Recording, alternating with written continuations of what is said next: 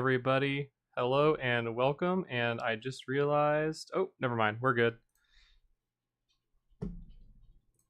Welcome everyone to another live stream. We're back for Starship Flight 10. Or, sorry, this isn't Flight 10, this is Flight 11. Flight 10 was last time. But we are about 46 minutes out. You can see the clock over on the screen across the way here. We're about 45 minutes out from Starship's liftoff time, was when the launch window opens. As of right now, to my knowledge, SpaceX is tracking no issues at all with the ship.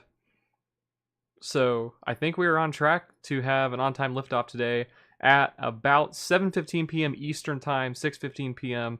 Central Time. We have a lot to talk about, and I apologize for the dogs barking in the background if you guys can hear that. I try to have I have some noise suppression stuff turned on here, but it might still come through. I'm not sure. But we have a lot to talk about for this flight because obviously this is kind of a monumental flight, but at the same time,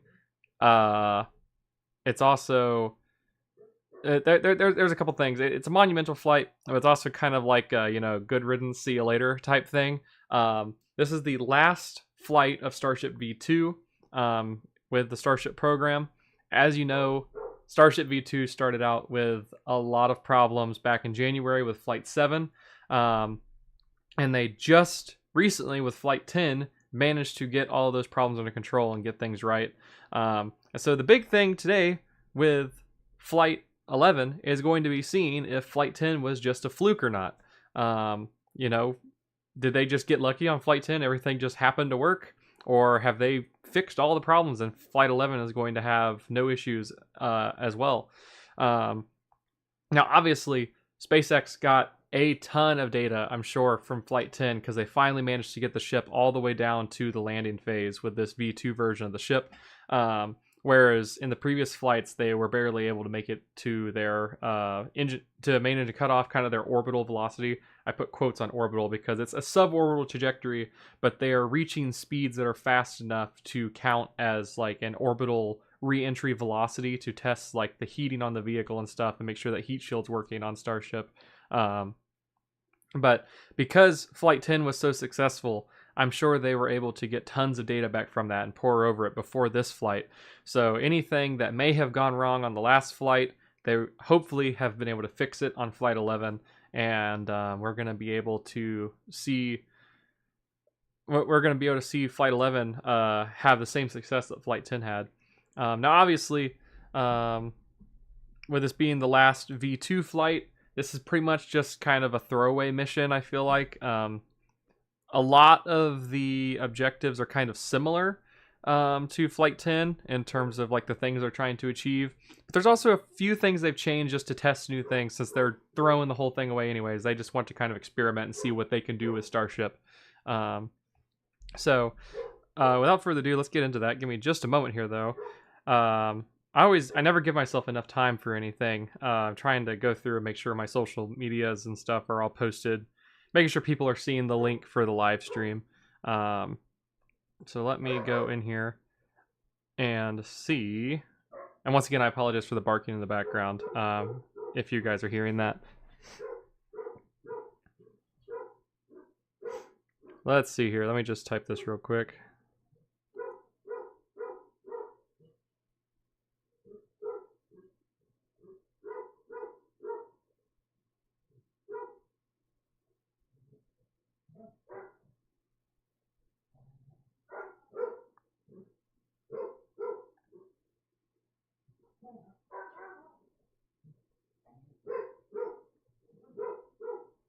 Post that here.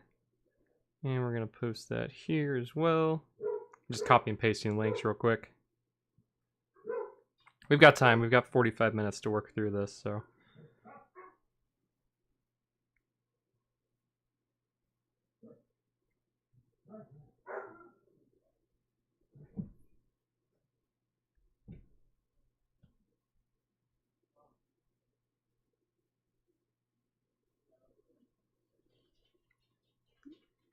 Don't mind me at all. Yeah, I need to give myself more time before these streams to make sure my socials and stuff are all posted correctly. It's really hard because they don't really like, for something like this with a live stream, you can't really like schedule it. It just creates some complications for stuff.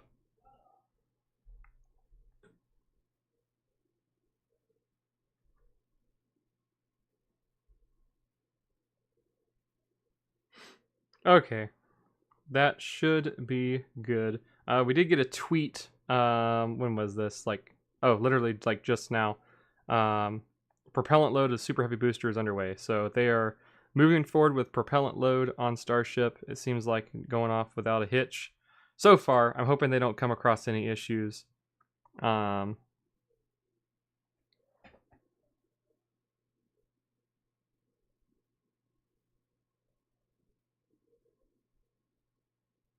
Sorry. But hopefully, they're not going to run across any other issues here as we get closer to the takeoff time. But as right now, prop load is underway. No issues there so far. I know last time on Flight 10 they had to scrub because there's something with the actual fuel lines running into the ship that had to be fixed before they could do prop load on the ship, and so they had to scrub Flight 10 and try again like a day or two later. I think it was a day later. And so, well, yeah, it was. They retried a day later, and then they had weather the day after they fixed the mechanical issues. So it was like a 3-day delay for Flight 10. But today, weather, as of right now, I believe is 80% go. Things are going good down in Texas weather-wise. Prop load's underway. Everything seems like it is like on track. So I'm really looking forward to this. I'm really excited. But without further ado, like I was saying, a lot of things are the same, but a lot of stuff has changed as well on Flight 10, or on Flight 11 here, from Flight 10. So let's just read through some of this and go over some of the changes that are going to be happening. So I'm just going to read through like everything here, and hopefully this isn't like an information overload for you, but I'm going to read through it, and then I'll try to kind of explain what they're talking about here. So the 11th flight test of Starship is preparing to launch as soon as Monday, October 13th. Launch will open at 6:15 p.m., which we've already discussed. The live webcast is going to be happening 30 minutes before liftoff. I'm going to skip through all that stuff. Upcoming flight will build on the successful demonstrations from Starship's 10th flight test, with flight experiments gathering data for the next generation Super Heavy booster. So, as I said before, this is the last flight of Starship V2. So it's Booster V2, Ship V2. This design is done after this flight. They're moving on to bigger and better things. When I say bigger and better, I quite literally mean it's going to be bigger. Booster is going to be taller. Ship is going to get slightly taller again. They keep stretching those tanks to increase their payload capacity on this thing. And it's also going to be the last flight of Raptor 2. The next flight we see of Starship is going to be the first flight with Raptor 3, which is going to be a huge thing to see.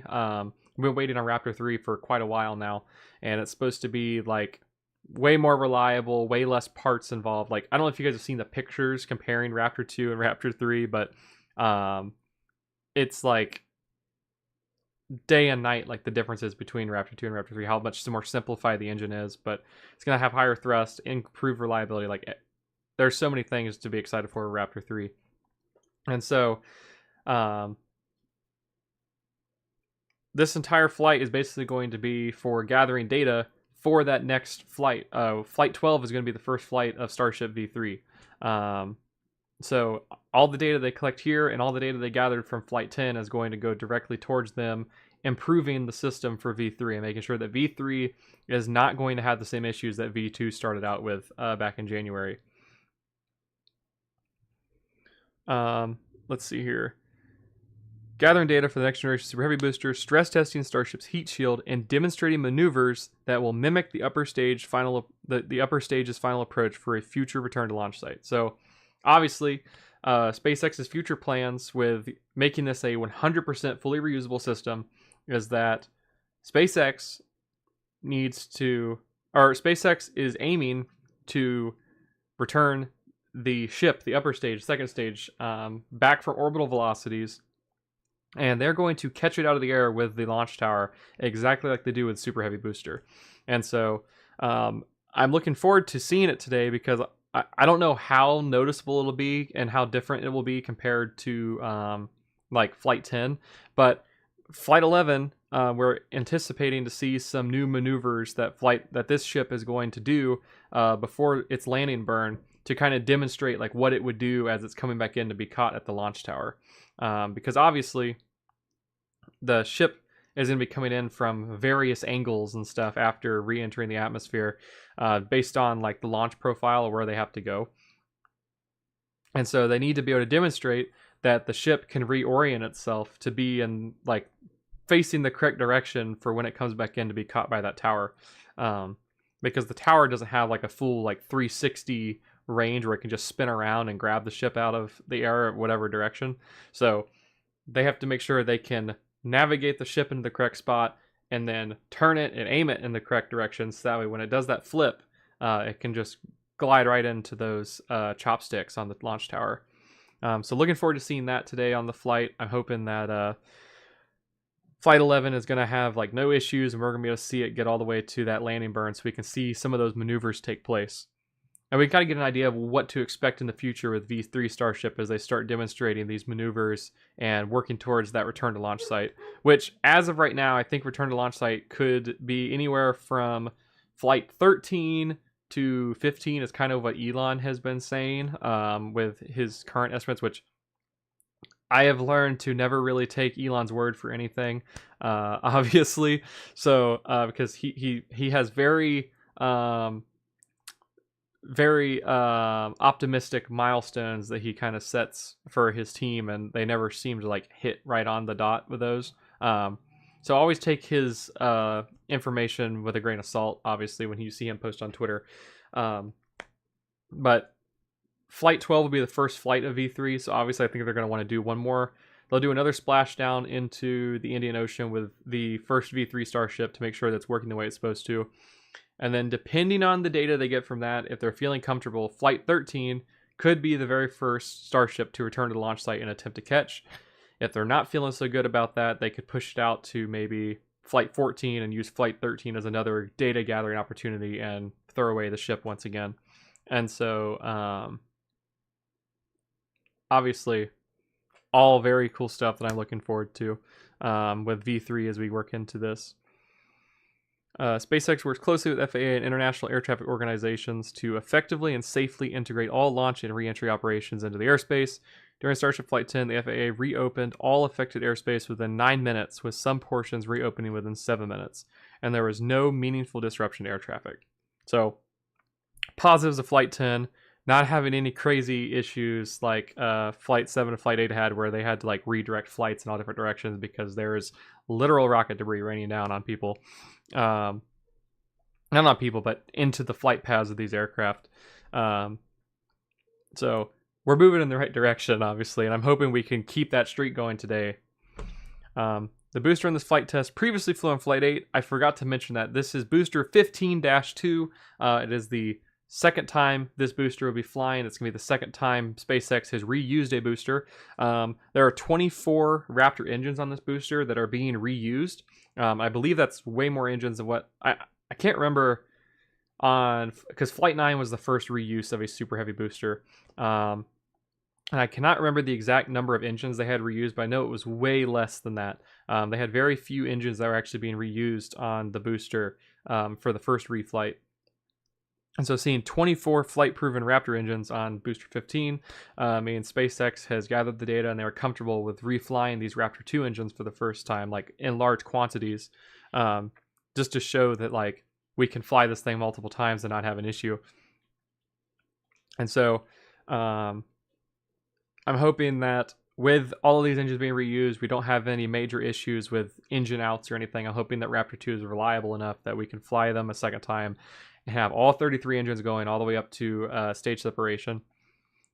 Because obviously when you start to lose engines, things don't always go to plan. So hopefully we can keep all the engines going. One engine out, 2 engines out isn't really a huge deal. They have enough room for error there because of how many engines are on the base of the vehicle. But today, the booster's primary flight objective is going to be testing, or I guess demonstrating, a unique landing burn engine configuration planned to be used on the next generation Super Heavy. It will attempt this while on a trajectory to an offshore landing point in the Gulf of whatever you want to call it. It will not return to launch site for catch.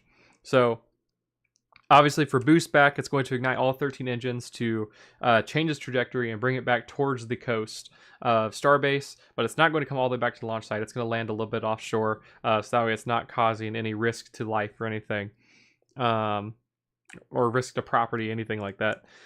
And so, and then once it gets down to landing burn typically starts with all 13 engines once again to kind of like really bring that speed down and get it down to a reasonable speed. And then it will transition from 13 down to 5 engines, which will be the first time we've ever seen this done before. Typically, it goes from 13 down to 3, and then those 3 engines carry out the rest of that landing burn. But this time around, we are going to see SpaceX do a 5-engine landing burn. I'm trying to see. I think it says, yeah, so it'll be 13 down to 5 for what they're calling a divert phase. So I think what they're doing is, I don't know, I think Super Heavy's done it. You can kind of see it in past footage with Super Heavy coming in for the catch, where it kind of comes in at like this crazy angle, almost like a side slide into the launch tower arms, into the chopsticks. And so I think what they're doing for that kind of slide, they're using 5 engines rather than 3 to have a bit more control over the movement of the booster, bringing it back into the launch tower. And so they'll transition from 13 down to 5. They're going to have that divert to get it into position to where the chopsticks theoretically would be in the Gulf. And then once they're over their target in position, they're going to go from 5 down to 3 engines. Which will then allow the Super Heavy booster to slow down the rest of the way, enter a hover long enough for it to softly touch the chopstick arms and get like firmly caught in place. And obviously, increasing from 3 engines to 5 engines for this divert phase kind of increases reliability. For whatever reason, they have an engine out or something, they still have some extra engines to work with for that divert phase, and it's just going to make the whole process smoother for getting the booster back into the tower arms. Which it will also probably be, because they're throwing this booster away, we probably also won't see a booster catch on the first V3 flight either. I would say Flight 13 is going to be our first V3 Super Heavy catch attempt, if that's just me speculating. So depending on the data they get from this flight, depending on the data they get from the first flight of the V3 Super Heavy, because honestly, V3 Super Heavy is going to be an even bigger overhaul of the booster compared to what the ship is getting. V3 ship is improvements from V2, but they're not as noticeable, like, I guess, cosmetically as the V3 Super Heavy booster is going to be. V3 Super Heavy is going to be the first booster to have the integrated hot stage ring, so they're not going to have to separate and ditch it. It's going to be built into the booster. We're going down from 4 to 3 grid fins. Obviously, it's going to be Raptor 3 for the first time flying on this booster. A lot of changes happening with V3 Super Heavy, so they're definitely going to want to get data on that before bringing it back to the launch site and making sure it like works properly. And so just this transition phase, this being the last flight of V2, moving to V3, this is just a really exciting thing to kind of be able to see. I'm really looking forward to seeing how everything goes with this. But yeah, so obviously what we'll see today, since it's not coming back for a landing, once it enters that hover for the theoretical catch out in the Gulf, the engines will cut off while it's still a couple hundred feet up in the air, and it's going to have a hard splash down into the ocean. You're going to see the booster unfortunately reach its demise, which is really sad to see that we have recovered these 2 boosters and SpaceX is just throwing them away, and rather than like maybe keeping them or something on display, like, hey, look, this is the first booster we caught. Nope, throw it away, get rid of it, don't need it. So unfortunate. Hopefully with V3, maybe they'll keep the first V3 Super Heavy booster on display and kind of like have it as like a, hey, look, we caught this thing and it was the first one to do it of this generation. I don't know. It's just kind of like my mental, that's where my mind is at. I'm hoping that SpaceX can keep things. I just appreciate SpaceX kind of keeping it, preserving the history of the Starship vehicles. So yeah, we're done with the Super Heavy there. Starship upper stage, obviously, multiple in-space objectives, very similar to Flight 10. We're going to see the 8 Starlink simulators, just like we saw in Flight 10. We're hoping to see them get deployed today to demonstrate that Starship can deploy payload. Obviously, with this being a suborbital trajectory, not an orbital trajectory, these Starlink satellites that they deploy, but they're not actual Starlink satellites, they're Starlink simulators. I need to make sure I'm saying that. Not real Starlink satellites. They're just kind of built to be similar weight and design of the real Starlink V3 satellites, which will be flying on Starship in the future. We're going to be seeing 8 more of those get deployed today. Because of the suborbital trajectory, these satellites will burn up on re-entry. Because it's not a full orbital trajectory, so it's not going to stay in orbit. They'll just burn up as they come back down with Starship. See here. So we're not going to see those things get stuck in space or anything, thankfully. And then after that payload deploy, we'll see a single Raptor engine relight on Starship.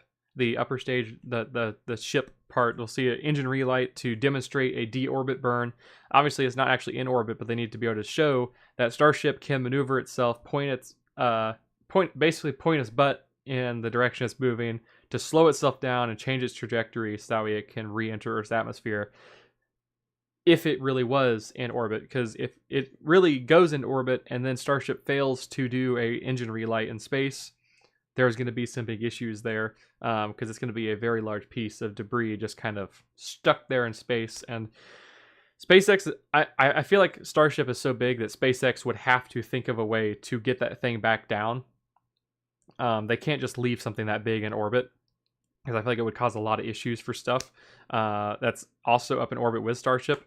So SpaceX, I feel like, would have to find a way to bring that thing back down. I don't know how they would do it yet, but they would have to figure something out because they can't just leave it up there.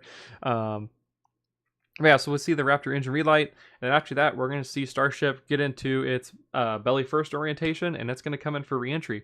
Now, something exciting to look for, which I think it mentions it here in this article as well for Flight 11.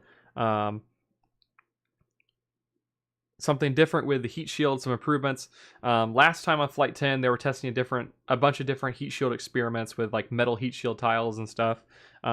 And that made like the whole belly of the Starship orange when like the buoy camera out in the middle of the Indian Ocean saw Starship for the first time during its landing. It looked like a giant orange rocket, kind of like the Space Shuttle or SLS. I don't think they are using any of these any of those metal heat shield tiles anymore. The liquid cooled ones that we saw on the last flight. But what they are doing, they have this new, I'm not 100% sure like what it is or how to describe it, but it's an additional kind of layer that's underneath the black heat shield tiles.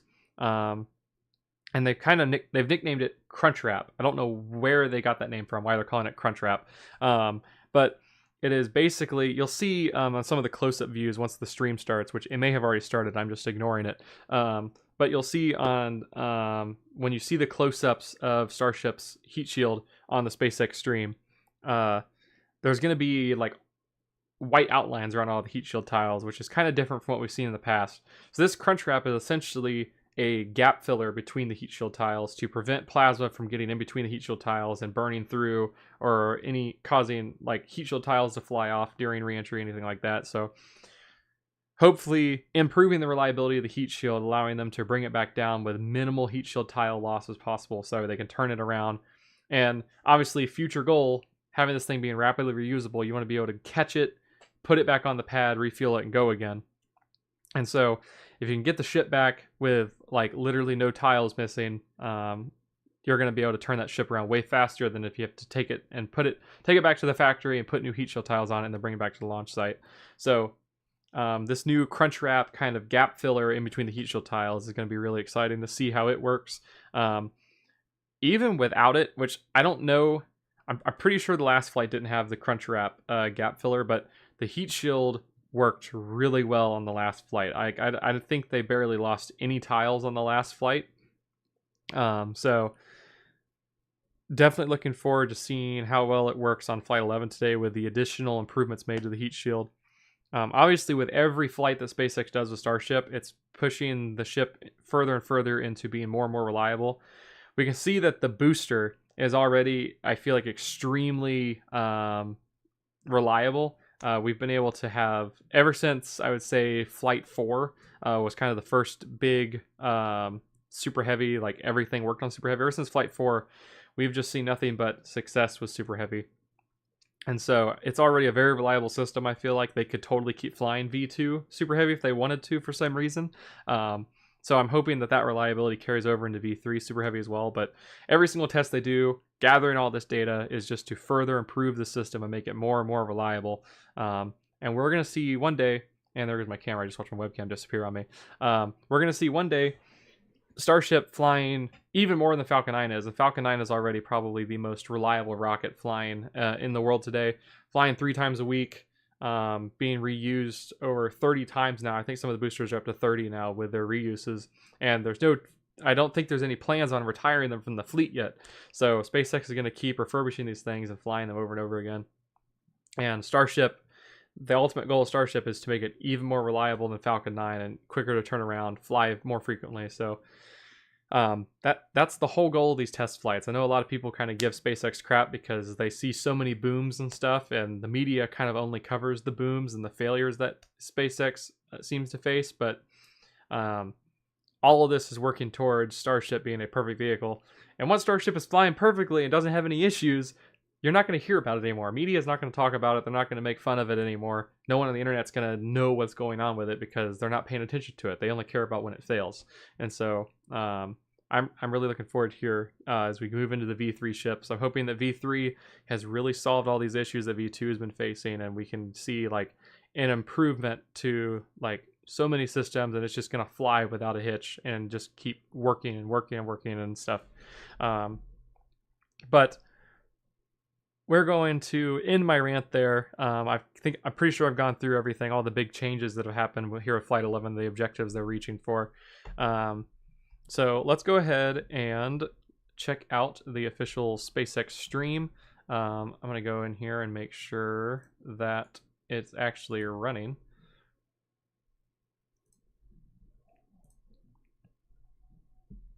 Indeed, we do have a SpaceX stream running here. So let's go ahead and transition over here. I don't know how loud this is going to be. Let's turn that volume down just a little bit so we're not blowing your eardrums out. And let's check this out. We can live very rural, and yet we are connected to anybody like in the city.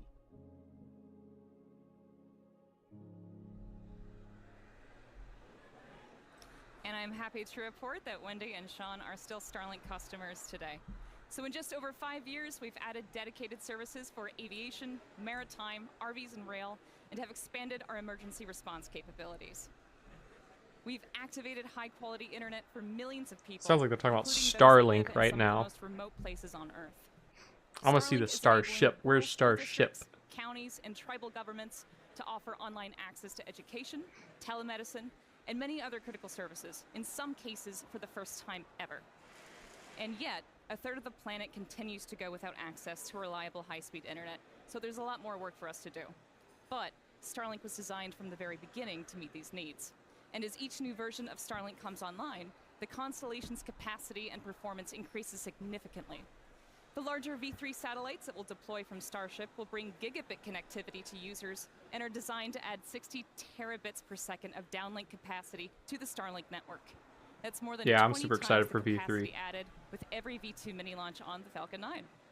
And then on the cellular front, last month, SpaceX announced a deal that provides Starlink with exclusive spectrum for its next generation direct-to-cell satellites, which will be capable of providing broadband service to cell phones globally. Super Heavy V3. No, Starlink V3 is going to be a game changer. I mean, it's already a game changer with Starlink V2, kind of the speeds they've gotten up to. Starlink Mini is like insane. The speeds I'm able to get out of it with just a tiny dish. Plug it in. You can plug it into the cigarette lighter on your carport and instantly get internet. It's reliable enough to live stream from it. So I'm like super excited to see Starlink V3 come through and further increase those speeds. Starbase to take us through today's flight profile. Thank you so much, Tyler. So today's flow profile, we're looking to get our second re-entry with this iteration of ship. And prior to every launch, we work closely with the FAA and international air traffic organizations to efficiently and safely integrate launch and re-entry operations into the airspace. And we've got it's Elon. We got Elon in the background. Oh gosh. We're live. Elon jump scare. What's up, guys? How's it going? Good to see you, boss. Hi. I'm gonna shrink my webcam a little bit. Good. We're live right now. What the? Yeah, getting ready for Flight Wanna say 11. hi? How are you feeling for it? Good. This is the first time that I'm going to be actually outside standing and watching the rocket. Elon doesn't even have a microphone on. He's just like photobombing. Okay. Yeah. But now I'll be standing out in the garden there. Okay. So Awesome. it's really going to be much more visceral. Yeah, you're gonna feel Great it. place It's to gonna watch. be, it's gonna be, Have it's you gonna been be out there awesome. when it's launching? We'll be in here this time, but usually we're out there watching. Yeah. All right, sounds good. All Good right, luck later. and have fun. Have fun. Elon just like. All right, so that's an exciting cameo there. But yeah, starting with liftoff, we'll get into the flight Man. profile here. Super Heavy will ignite 33 engines. All right, we're talking about the 24 launch which are profile flight here proven now. Today, we'll power through ascent ahead of hot stage separation, where booster will shut down all but 3 engines. I'm gonna let Stage them 2 lights talk. I do extract have engine, food but next to still me, so I'm gonna attached mute my Super Heavy. microphone so you guys don't That hear is me what we call chew. hot stage separation. We'll see a directional booster flip and engine relight for boost back. And we'll be intentionally headed to a splashdown in the Gulf with a V3 style landing burn demonstration today. Meanwhile, ship will continue with its ascent burn to a suborbital trajectory, where it will attempt to deploy 8 Starlink simulator satellites. And we're also planning to relight a single Raptor engine. Then it's time for re-entry, where we're once again testing the limits of Starship's heat shield by intentionally removing tiles. The ship will also perform a pretty dynamic banking maneuver that mimics the path of a return to launch site for Ketch that will fly on a future mission. And if all that goes as planned, we'll conclude the test with a landing flip, burn, and soft water splashdown in the Indian Ocean. So definitely another action-packed flight profile, Dan. This is planned to be the final launch of this version of Starship. Oh, we do have version Dan. number Dan's in the 2. stream as well. Right Look at now, that. we're actively building We got the multiple whole next squad. Like generation there's so V3 many Starship and commentators Super on this Heavy stream. vehicles in the factory, kind of right behind us. So let's take a minute and nerd out a little bit. All right. There's going to be launching from Pad 2, which is nearing completion down here at Starbase. Both the pad and the vehicles are going to roll in really significant changes. This is building on everything we've learned from all of these flight tests to make a vehicle that we're looking to mass produce. Starting with the Starship upper The stage, first which is going to V3 look pretty renders. similar on the outside, but it's getting pretty much a complete overhaul under the hood. We're getting major design changes to its propulsion system that's going to accommodate that new version of Raptor, which puts out higher thrust. We're also getting an energy storage upgrades, tons of avionics changes, a lot of things that will enable longer duration missions. One notable thing you'll start seeing on the outside are these new docking adapters, which we'll use when we bring 2 starships together for propellant transfer. Oh, dang. That's a core capability of Starship that we're going to demonstrate next year. Bottom line, though, this is the Starship we're planning to use for all of our next major milestones, orbital missions, return This to is new launch information site I have not Ketch, heard. I'm reuse, looking. propellant This is very transfer, and then interesting. making our way to the moon and Mars. Now, Super Heavy, we've shown some of this off, some of this hardware already coming out of the factory. It has upgrades like this, a redesigned fuel transfer tube. That thing's roughly the same size as the first stage of a Falcon 9 rocket. That channels all that cryogenic fuel down to Super Heavy's 33 engines. We made it bigger. It's basically a rocket inside of our rocket that gives us a faster, more reliable flip and simultaneous engine startup. New booster also going to have an integrated hot stage, a lot more vent area, and it's designed to be fully reusable. Pressure from those engine plumes gets vented out, mostly offset just by the pressure in the fuel tank. That is the top of the fuel tank. And then we add a non-structural layer of steel on the top that helps take all the heating. It's mapped to where all the high heating goes. Grid fins also getting a big change, going from 4 down to 3. They're 50% larger, though, much higher strength. They're also going to get used for vehicle lift and catch. That's all made possible. There's a new catch point addition on those grid fins. We've also kind of reclocked their position on the booster that aligns them Okay, with so the these catch grid arms. fins. This is very Got similar. it right in the middle there. I don't wanna Alright, talk and then over him. powering it all, Raptor I'm gonna 3 looks wait here. radically different, just straight up radical. Tons of major changes. It's coming in higher thrust, dramatic reduction in parts, tons of control mechanisms moved inside. Our McGregor teams built some additional stands like this one, which essentially is the bottom of a Super Heavy booster, lets us do gimbal or steering tests. So that's been really exciting to see. We've also been getting vacuum versions of Raptor 3 into test. The first flight engines are already in production and are about to start acceptance testing for Flight 12. So a lot of exciting changes coming, and we're getting ready to mass produce everything, including one of the really key contributors to that rapid reusability, the heat shield tiles. Let's jump over to Tyler real quick in Hawthorne, who's got a really cool look at what's happening with tiles in Florida. Oh my gosh, there's so much new information. I'm like Thank you, getting an Dan. overload right here. Indeed. There's so much I want to talk about, but I don't want to interrupt them. And rapid reusability. We can't launch, land, refuel, and launch again if we have to spend months refurbishing the heat shield after every launch, like they did in the Space Shuttle program. So, in a future where Starship is flying several times a day, many, many thousands of heat shield tiles will be required. So yeah, we need to get cooking on those tiles, which is exactly what's happening inside the fully automated bakery down at the Cape. They've got In a just heat 3 shield years, tile bakery. Tile production at the bakery Look at has all those surpassed cookies. the total number of Those things tiles look produced delicious. during the 30 years of the shuttle program. To go from the raw material to a finished tile, it takes about 40 hours. And today, the bakery is producing about 1,000 tiles a day. Holy But crap. it's set up to produce enough tiles for 10 ships per month, which is about 7,000 tiles a day, or a tile off the line every 13 seconds. So yeah, the bakery is well on its way to providing Starship with all the tiles for missions to Mars and beyond. And for today's flight, we've made a modification to the heat shield tiles.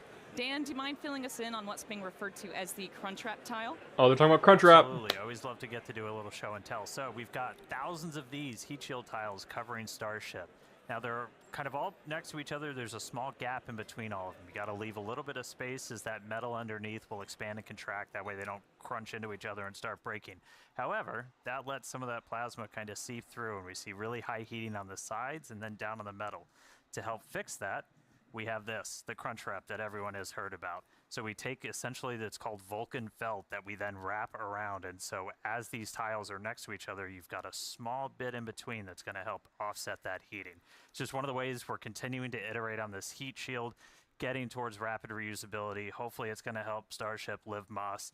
You know, everything is just going to get us to that end state of a I made a Taco Bell reference. rapidly reusable vehicle. So This kind of what I pretty was much the talking entire about vehicle before. has those on it I today. haven't We've said done this on on stream, multiple but Starships I've said it to other previously, people where I but felt this like time, pretty Crunchwrap much the whole was like vehicle has it, some so that engineer was walked in and special had for Taco today. Bell for lunch one day and was All like, right, let's just enough call it heat shield tiles. Crunchwrap, Let's and go that was like quick how it got its check-in name. But on the I can pad. see So, now why if it you got its did name notice, we did Crunchwrap, shift our because it's T0 just a supposed little to bit. keep We're now the counting heat shield down to tiles from 6:23 crunching and together 41 when they seconds Central Time. expand and We shifted contract. a little So bit as we were working very to finish clever clearing the naming range. scheme, We obviously, are on monitoring SpaceX's sea and part. They always have. airspace, both here over the Gulf and in SpaceX our always has very clever naming splashdown schemes for their location stuff. over on the Indian Ocean. We were working with the FAA, But a lot of other I am international going agencies to to mute coordinate him for a all moment this. because I Good think news, range is currently green. We're able to get everything out everything of the seems way, good to go for that we launch. were We're 9 tracking in the minutes out Gulf. currently, So, so everything's weather looking good. status, I don't But I'm going to mute him for just a moment, and I need to mute him on the other end as well here. But yeah, so with this, a lot of new information there that I was learning. It sounds like super heavy. It's got the catch pins currently on the side they've been using. It's just like a structural piece that kind of jets out the side underneath where the grid fins were at. And I remember in the early discussions of Super Heavy, the original plan was to catch Super Heavy from the grid fins. And that was kind of why the grid fins weren't like perfectly symmetrical, like because it's got 4 grid fins, but they weren't perfectly symmetrically spread out from each other.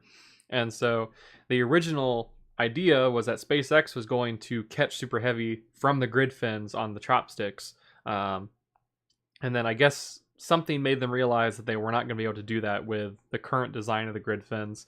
And so they added these new like catch pins on underneath the grid fins that would become the structural load point where the booster would be caught from.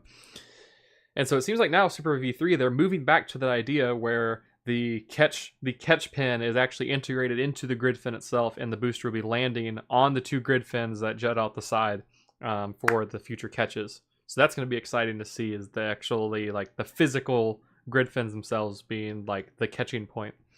And then I've already talked about the Crunchwrap. I'm trying to think here if there's something else. The V3 Starship changes are obviously mostly under the hood improvements from all the issues they faced with the V2. So a lot of internal changes to improve the reliability of V3, make sure that it works goes off without a hitch on the first try on that first flight of V3. They're not going to have I'm hoping they have the data to where they're not going to make the same mistakes that V2 made.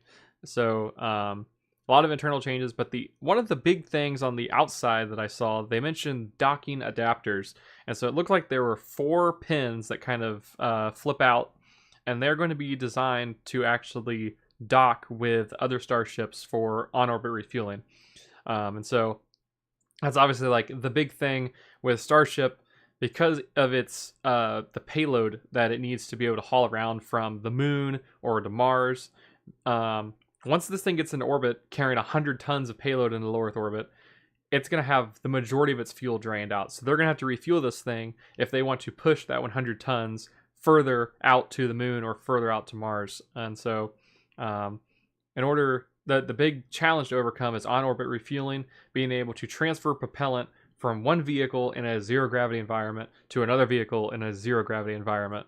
And so those docking adapters are going to make that happen, or they're going to allow that to happen, where the two ships can come together, dock together. And I think with it being those 4 points, because it looked like it was 4 pins that flip out and then kind of like connects to the other ship.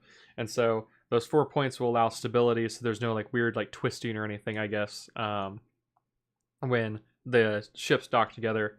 And then they'll be able to transfer propellant from there. So that's going to be an exciting thing to see if they're able to actually make it to an on-orbit refueling demonstration next year, which I think as long as V3 doesn't have any major issues and we just start flying it and it's like working reliably, I think they can make it. Probably by the end of the year we can see a orbital refueling demonstration. Definitely like end of year, probably at the latest, maybe, if things are going really well. But yeah, cause it'll take a couple flights before they actually put Starship in orbit, before they're comfortable enough putting Starship in orbit and just like trusting it to be able to deorbit itself and come back home. So I definitely think like middle to end of next year would be where that orbital refueling demonstration would take place. But here we are, 5 minutes out. Range is green, weather is green. I think we're about to see this thing go. Obviously, there's like a T-minus 40-second hold that they always do. When they get down to the T-minus 1 minute marker, they'll pause at 40 seconds if they have to, just to sort through anything that they wanted to double check, make sure everything's 100% good to go. We have seen in the past just blow right through the T-minus 40 seconds, so they may not hold at all, but if there's something else a little extra that they need to look at real quick, they'll pause at 40, and then they'll either reset the clock back a little bit and then go, and no more hold at 40 seconds, or they will unpause from 40 and just continue the countdown from there. So we'll see what happens as we get to the T-minus 1 minute marker. I do want to, I've been neglecting the chat here. I feel really bad. I'm sorry, guys. There's so much information they've been getting with this stream. I'm really excited we're finally getting information on like future Starship developments, because it seems like they've been holding a lot back from us in these past couple of flights about like what they're planning for the future. And so we're getting a lot of V3 information, which I'm really excited about, because V3, I'm hoping, is going to be like this monumental thing that's going to like totally change this program and turn things around for SpaceX. Because like I said earlier, they've been getting a lot of bad press with V2. So hopefully V3 is able to turn all that around for them, and we're not going to have any of those issues. But I do want to acknowledge Dan. He's in the chat. Dan is always here. Happy to see you here watching. I know you're also probably watching NASA Spaceflight as well. But I'm happy to have you tagging along and listening kind of in the background. But yeah, as I was saying, Flight 11, there's a lot that rests on the shoulders of this Starship. We're just going to see basically today if Flight 10 was just a really lucky launch and they just happened to get everything to work perfectly, or if this thing is going to have the curse of Starship V2 strike one last time and it's going to fail miserably. I'm hoping it's not the curse. I'm hoping the curse has been lifted and this thing is going to work, which obviously, as I was saying, with Flight 10 being so successful, I'm sure they got tons of data that they were able to go through and make sure that Flight 11 is going to perform exactly the same or even better than what Flight 10 did. And so I'm definitely looking forward to seeing what we get here. We are down to just over 2 minutes and 30 seconds, 2.5 minutes to go till launch. I'm going to bring the SpaceX volume back for you guys so that way we can listen in to the final countdown, the final moments of the countdown. Tracking a reason to hold there. Again, our range continues to be green. As we and I'm going to take another bite of my food, so I'm going to mute. Over the Gulf and in our re-entry zone out in the Indian Ocean. All right, 2 minutes, 15 seconds to go. A lot of things on tap for Flight 11. Planned to be the last launch of this version of Starship and Super Heavy. Once again, we're really focused on getting ship over to reentry Once we get to that phase, we're going to dive in. There's a lot of exciting stuff that's going to be happening on our way back through and down to the ground, hopefully out in the Indian Ocean. Minute 45. Should hopefully be seeing... There's a quick wiggle check. Checking out the thrust vector control, the steering on the booster. We use those inner 13 engines. Doing their one final dance before the big show. And we'll do that one more time after we cross that T-minus 40 gate. All right, range continues to be green. Still not tracking any issues on vehicle or pad. All right, here we go. T-minus 1 minute. To go. We're going to see if they hold at 40, if they're going to blow right through that 40-second hold. As a reminder, we can hold at T-minus 40. We're not planning to.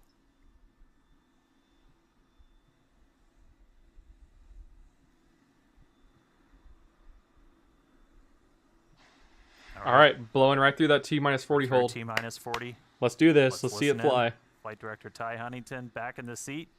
Take us through the final 30 seconds to go. Go for launch.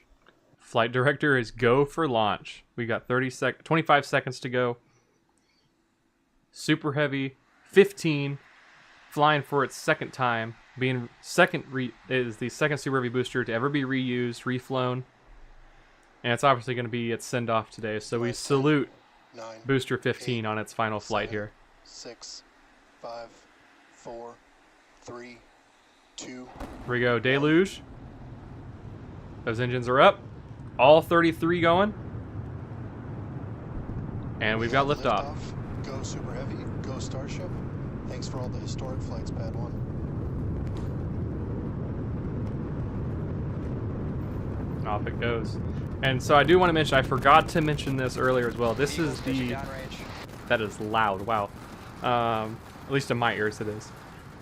This is the last flight taking off from Pad 1, or Pad A, however you want to name it. Not like permanently the last flight, but because of all the changes they've made to the second pad being constructed, they have to take Pad 1 apart and do all of the changes to Pad 1 that they've made while constructing Pad 2 to make sure they both operate identical. We're still getting the rattle here at Star Factory. We are seeing 33 out of 33 Raptor engines lit on Super Heavy as it arcs across the Gulf. Coming up next on Max All Q. Super Heavy engines continuing. We got all 33 engines. That is really impressive. You know, we're having 24 out of the 33 engines on the base of this booster being reused currently from the last flight that it So had. at this point, we've passed through that period of maximum aerodynamic pressure. The next thing we're looking forward to is going to be hot staging. So we've got 33 out of 33 Raptors lit. Super Heavy makes its way uphill. Hot staging is going to be coming up in just a little over a minute. At that point, we're going to see all but 3 of those Raptor engines on Super Heavy shut down. Our version of Miko.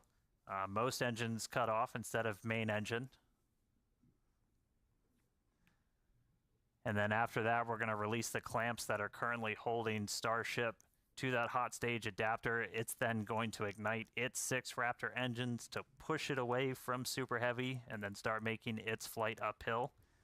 Coming up on So stage in separation. about 30 seconds, That is we're a gonna see the beautiful view. engine start You to can see the shut down. reflection of the Super Heavy, lens you'll in the see them camera kind right of here shut off because in of the separate protective banks housing that the camera's inside. You until can we've see the just got lens those 3 in the reflection center right there. engines that never stop running for this process, and then looking for 6 ship Raptors. All right, getting ready Right. to come up on most engines cut off, Miko as I coming just up in said. about It's 10 going to go down to seconds. 3 engines, and those 3 engines are going to stay lit just to provide enough thrust to keep all the fuel settled at the base of the booster So the while engine's Starship throttling separates down. and moves away. Because if they shut off all the engines, that fuel is going to immediately start lurching forwards, and they're going to... The engines, when they try to relight, they'll suck in air bubbles and won't be able to relight themselves. So they have to keep that fuel settled at the base of the booster. All right, Stage we have separation. 12 out of 13 engines relit. Boost back burn startup. 12 out of 13 relit on the Super Heavy booster as it does its boost back. All right, successful hot stage Now, Dan, maneuver. So we we've talked about got this 12 earlier. of the Dan in the 13 chat over here. engines lit back up on boosters, so it's doing its We boost talked back. about these Really boost back excitingly, on though, the we've past got 6 couple out of 6 flights, Raptors lit and there on seems ship to there, be so on boost it's now back. going to continue to make its ascent into outer space. Meanwhile, this boost back is happening. We're using those 13 engines. He's in my ear. I'm so hoping that he is everything- quieter well, than me. I'm 12 hoping out that of my voice 13, is louder and than then we his, go and you down can to 3, understand what and I'm then we're gonna saying. shut down for the end of boost back. That's sending super heavy back towards its planned splashdown But zone. Dan and I Gulf. talked about this earlier today, actually, before the flight. Right after It we seems like the finish this past boost couple of back flights burn, we have we're seen also going with to super heavy, separate the every hot single boost back stage. has been missing This at will be least the one final engine. time So I'm not sure what is causing that to that we're happen, but doing there's this something is- causing. There's always one engine Right, that there's does the not end of the relight on back boost back, burn. and I know that is not normal because it's supposed to be all 13 Should engines be doing the seeing boost hot back, stage. and so There- they just somehow managed to keep losing one engine on boost back. But then we've also seen that engine, while So it the does hot not stage relight on separates, it's boost gonna back, make its way it will down, relight also on the splash landing down burn. in the Gulf. So I'm In the really meantime, though, these 6 I guess I'm just Raptors are really going to curious to continue know what could be firing causing for that about issue on boost 5 back more specifically. minutes. I'm assuming it's something that has to do with fuel. Maybe those engines, like whatever Next engine does up not for the relight, booster, though, is it's going not to getting be enough its fuel or landing something, burn. and it's There's a cool causing it tracking to shot. abort and doesn't try to Dump some of the relight. prop out on our way But then when back it's in. coming back down for landing, it's able to relight because it's getting the fuel supply that it needs. Like that's Alright, kind so of for like booster, the thoughts in my this head right is now. But one of the main things we're trying to get is going to be this landing burn. Oh, that's so you can see the hot stage kind of making its way towards the left side. So that's the bottom of the booster. It's about to pass right in front of where you can see some of that prop dump happening. They look like they're close together, but there's a good amount of distance between them, and the hot stage will go down and splash down in the Gulf. while hot the stage booster ring and comes super back heavy for coming its back landing down. burn. Sorry, I'm really trying to Starship get is on a my nominal trajectory. thoughts across. Alright. But we got Dan Looking good talking on to our my trajectory, looking good on not everything. Dan in chat. We Jake got and the other Amanda, you guys Dan. with The me down Dan there? on SpaceX Dan is talking Yeah, in my definitely. ear. The crowd is gathering over. It's hard to here in get the my office. thoughts We across while also definitely hearing feel someone the else energy in talking. Here. Great to see that booster is making its way down to the splashdown zone in Those the grid Gulf. fins, you can see them moving, doing their maneuvering the that they need to shaking do down to here get the was booster back to its absolutely target. nuts. The windows are still there, still intact. So that was pretty awesome. But yeah, booster's coming down. We're at about 30 Booster kilometers. FPS About. saved. All right, yeah, and as we approach that landing, just like tower catches, we will be doing a 13-engine landing burn to slow down. This time it will be in a V3 Seeing the base of that booster start to heat up as it re-enters. And as we're starting to get into the denser part of the atmosphere, the booster is using 4 hypersonic grid fins to guide itself through atmospheric entry towards its landing site. And we're just Ship about chamber 20 pressures coming seconds in, away. nominal. Here we go from on super heavy burn landing. Start, where we'll first ignite the center 13 engines, then bring that down to 5 to slow down the booster for landing. And finally, that will come down to 3, and we'll cut all of them off while we're still about 200 meters in the air. So booster is going All right, 13 engines, all 13 relights. So as I said earlier, it fails to relight. Down to 5 engines for the divert. Down to 3 for the hover. And then we're going to see those 3 cut off, and it's going to have a hard splashdown into the Gulf. But as I was saying earlier, we lose an engine on boost back, and then it comes back for relight for landing burn. So I'm not sure what's causing those engines to fail the relight on boost back. But I'm hoping with V3, I'm assuming that because this happens so much, SpaceX is aware of the issue. So hopefully they have that fixed plan for V3. Congrats to the whole SpaceX team. And they are really loud, all the cheering happening. That was incredible. But Super Heavy's objectives are Alright, great complete. stuff, It guys. went off perfectly. jealous of All the 5 crowd. engines Alright, relit, back to ship. or Ship's it still went down making its to way. all We've 13 got engines a relit, little under 2 minutes and then went down to the left 5 in successfully this to ascent burn. demonstrate So what we've they're got going to be all doing with 6 all Raptor landing engines burns still for firing. Starship V3 with the 5 engines.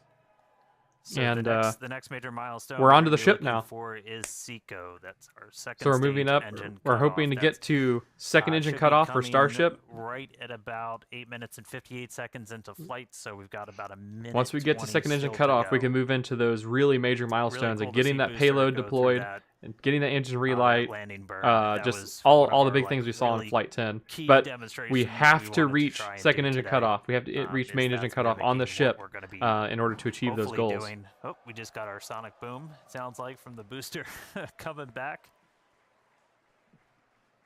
All right, less than a minute to go. I don't know we're how gonna they see mounted that camera inside of the 3 housing there, but RVACs, it the seems like we're vacuum-optimized just seeing engines the shut reflection down of the first, lens and in all we'll these shut down shots those now. 3 So center engines, so we should be a little under a they minute must have there until must be a sync go. decent Just a separation reminder, from the this is protective housing of the putting us lens. into a suborbital trajectory, Because I don't so remember we're seeing that on intentionally past just streams. going slow enough that we're not going to achieve full orbit. This puts us on a course where those engines shut off, and no matter what, we're coming back to our Starship is in landing terminal zone guidance. in the Indian Ocean. All right, terminal guidance. So we should start seeing the shutdowns come up in just a couple seconds. There goes my Less than webcam. 30 I seconds keep to watching it go, disappear right in and front of my the ship face. was sunburned.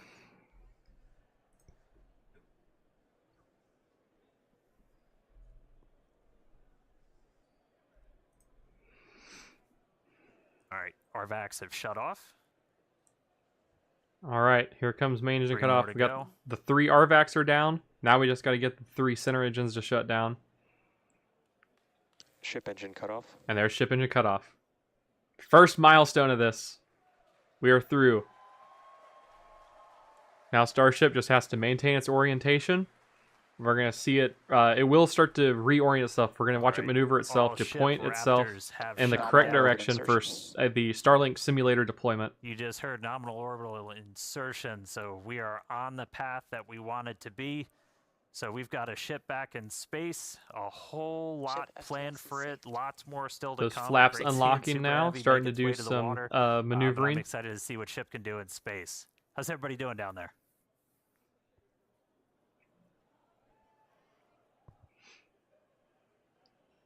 Another big thing to look forward if you to can hear the here, crowd behind or us not this necessarily whole look time, people forward are to, but definitely happy on the with last how flight things with are Flight turning 10, out we so watched far. one of these Definitely exciting to see Starship one of the V2 in fins on the space, aft end, and super the pumped to base see of all the the ship, crew's hard work and achievement today. had a energetic event causing the third hinge. There's 3 hinges that hold the flap at the bottom there, and so one of those 3 hinges were just completely like blown off. There was a huge gap at the base of the fin, or the flap.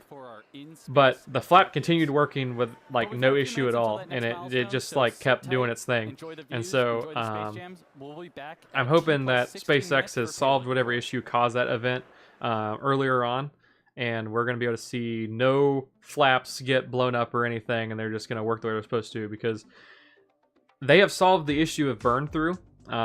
Other than where the event had happened, where the third hinge was taken off and there was like the gap formed at the base of the flap, there was no burn through anywhere else that we saw on the flaps. So SpaceX is definitely solving those issues that the V1 Starship was seeing, where the plasma was just getting right into those hinges and like burning through the flaps and stuff, creating these massive holes in the flaps.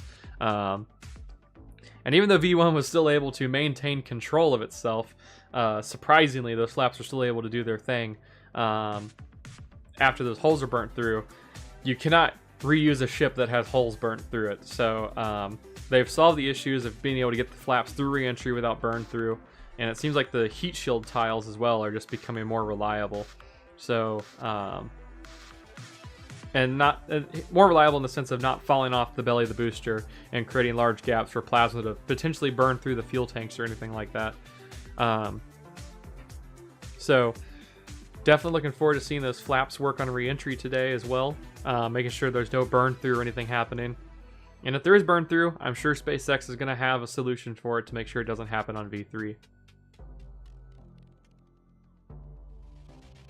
That's a really cool sunset there as the sun sets behind the Earth as Starship orbits around. Still got the reflection of that camera lens on there. I'm going to notice that the entire stream. You can already see, I don't know if you guys have been paying attention, but in the bottom here with the telemetry, it shows, it's like showing like 3D orientation of Starship. Like the live telemetry is like giving you a live view of like the orientation of Starship in a 3D space. And so we're already seeing Starship begin to reorient itself into the correct position for those Starlink satellite deployments. It's beginning to kind of turn itself, rotate itself into position.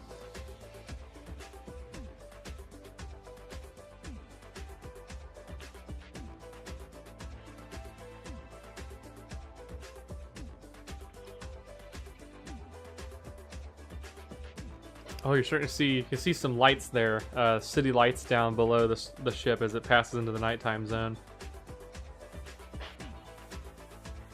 That's really cool to see.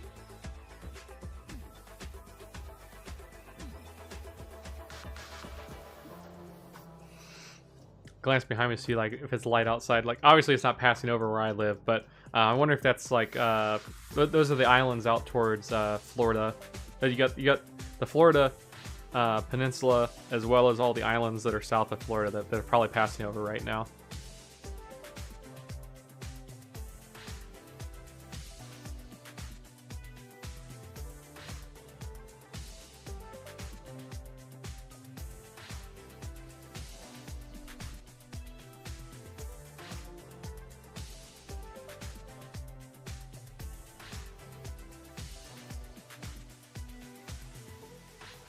Yeah, we're just kind of in a waiting period here.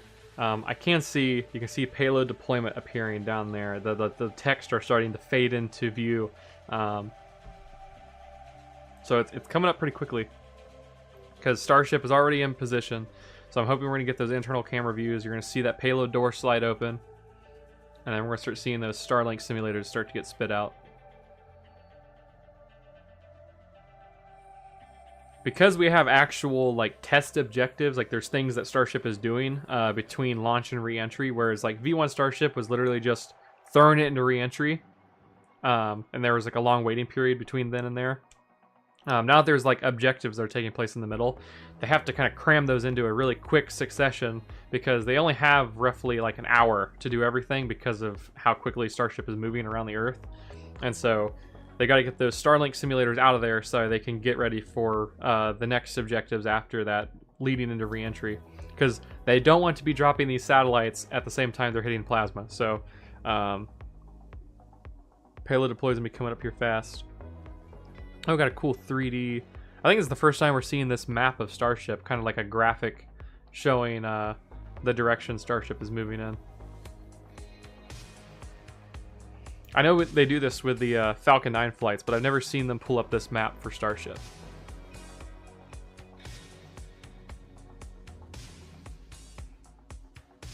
I'm going to mute myself once again real quick. I've got my food over here. I don't want it to like get too cold, so I'm just kind of trying to eat in between.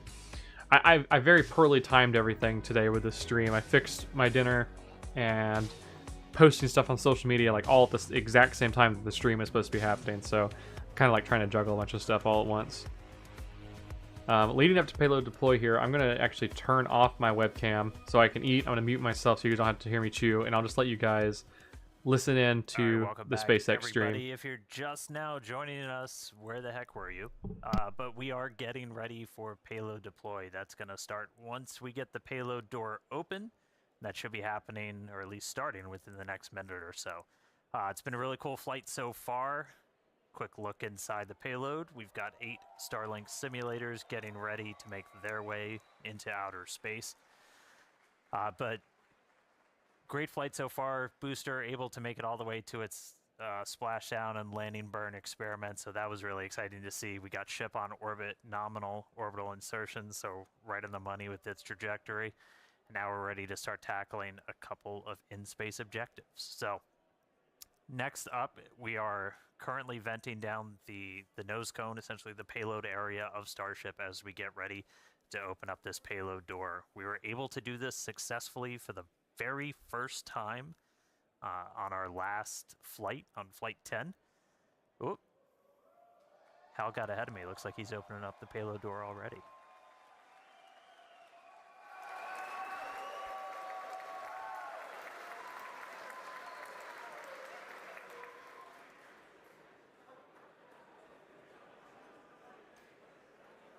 All right, looks like we got the door open.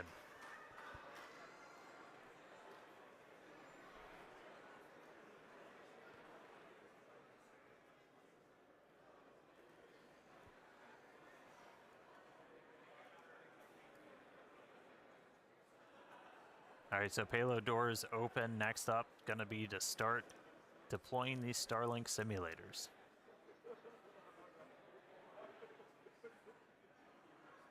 They are roughly the same size as the V3 Starlink satellites that Starship's going to be carrying. That's going to add some pretty crazy capacity. We'll run through the numbers in a little bit. We were able to do this for the very first time ever on our last flight, and so this will be another test. We made a couple of tweaks to the rails for deploying this based off of what we saw last time, but excited to see these get out the door. Our next iteration of Starship's also going to have kind of a more powerful PEZ. It's going to deploy these at a little bit faster speed, but looking to see our next demonstration of this hopefully in the next couple of seconds. We should start seeing them move out the door.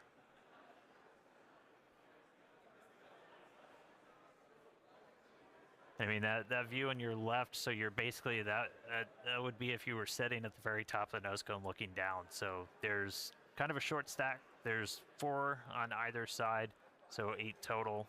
When we start flying Starlinks, for their actual deploy missions, we're going to be carrying stacks of about 60. So much larger stack once we start flying these operationally, but still doing a little bit of a short just for this payload deployed today.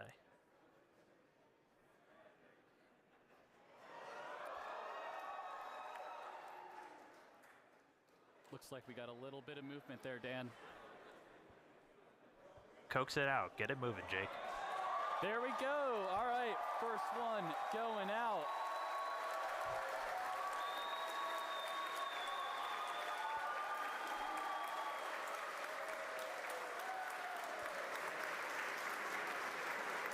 All right, first one's deployed.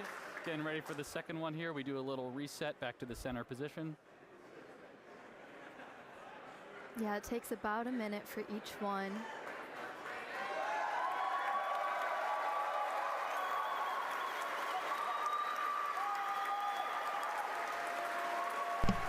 All right, we're back. Real smooth too. They made a couple of We've tweaks got to those rails. payload deploy going. I was looking. I've been watching. Obviously, I'm watching here in the background as I was eating my food. I got a little nervous there that those payload, that the PEZ dispenser was not going to work this time around. It took it a hot second for that movement to start and for the program to start working. So it looks like those satellites are going. We got 2 out of the 8 out, so we're going to see if they can get all 8 out of the PEZ dispenser. Falcon 9 launch does today, just incredible.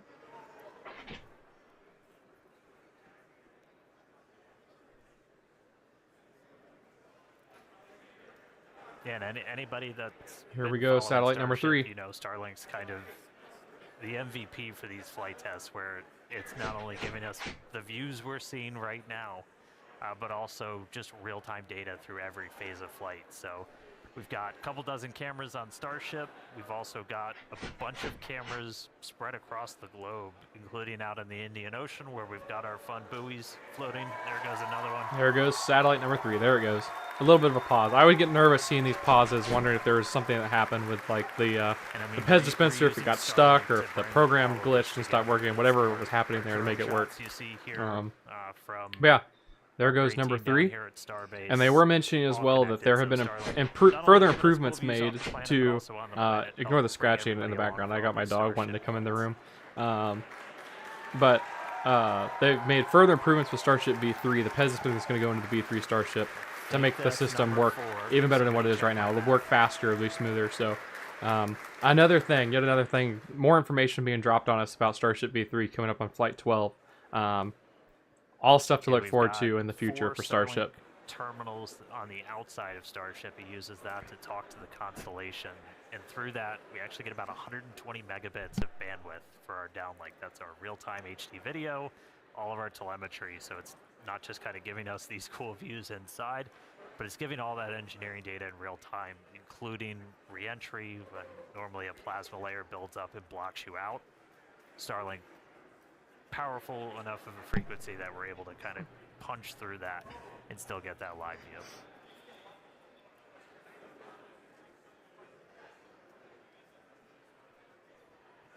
I think I may have missed one there. I just rolled away to try and get the dog to stop scratching on my door. We may have, I think we have 4 satellites out now, so we're working on the last 4 that are in the dispenser. It's supposed to be number 5 going out right now. All right, next one out the door. Oh, they've got a camera view of the thing coming out. Look at that. I don't think we saw that view on Flight 10 of the actual satellite being deployed from the outside view of the ship. All right, yeah, Starlink is the world's largest satellite constellation operating in low Earth orbit to deliver high-speed, low-latency broadband internet. This provides internet access to people around the world, many of who have never had connectivity before. Oh. There goes another one. That's number 6.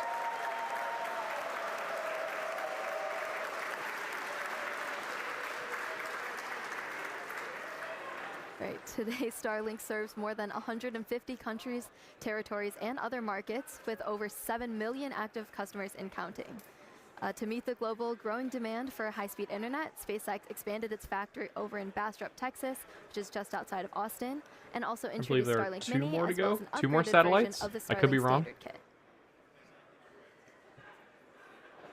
Yeah, and one thing to note about this satellite deploy is that they will be following the same suborbital trajectory of the ship.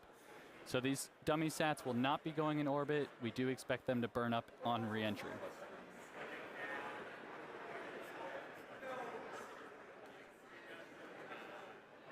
All right, couple more to go. I promise one of these days we'll deploy in daylight. But we're basically trading deploy in the dark so we get those re-entry views for the daytime. There goes another one. Pretty sure we got 2 more to go. I could be wrong.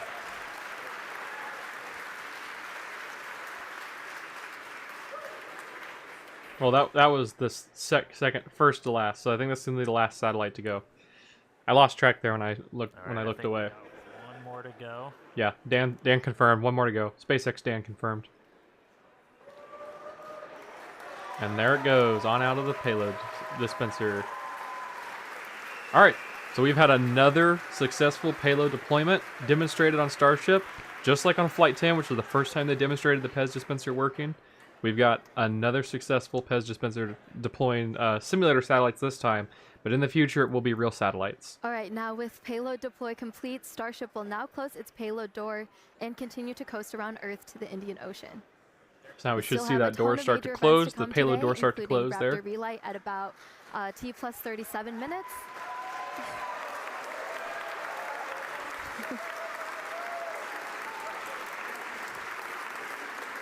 That will be followed by atmospheric reentry and splashdown. So with that, we're going to go on another quick coast. Everyone cheering. Everyone's so excited to see it actually working again. Like, Flight 10 working was cool, but to see it work again for the second time is just like, yep, we're back, baby. We're doing this. And there goes that payload door shutting back. The light disappearing.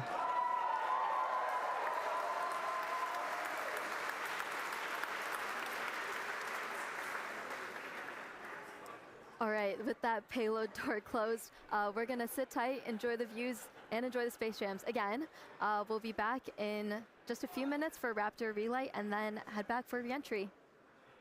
All right, so next milestone is Raptor Relight. So now that the payload door is shut, I think we're going to see Starship. You're once again looking at the 3D orientation down there. It's like the live telemetry coming from Starship showing its orientation in a 3D space. We're going to see Starship further begin to reorient itself to point its butt towards the direction it's flying towards. So that way it can relight that engine and slow its trajectory down, which will demonstrate a deorbit burn, proving that Starship can go into orbit and then relight its engines to deorbit itself and bring itself back home.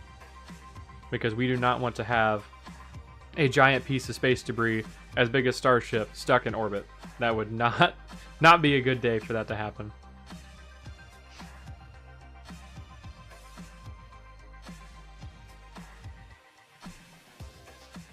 I'm actually wondering if I should even have this music playing in the background. I wonder if I should mute the stream for copyright reasons. If the stream hasn't already been taken down for copyright, I don't know.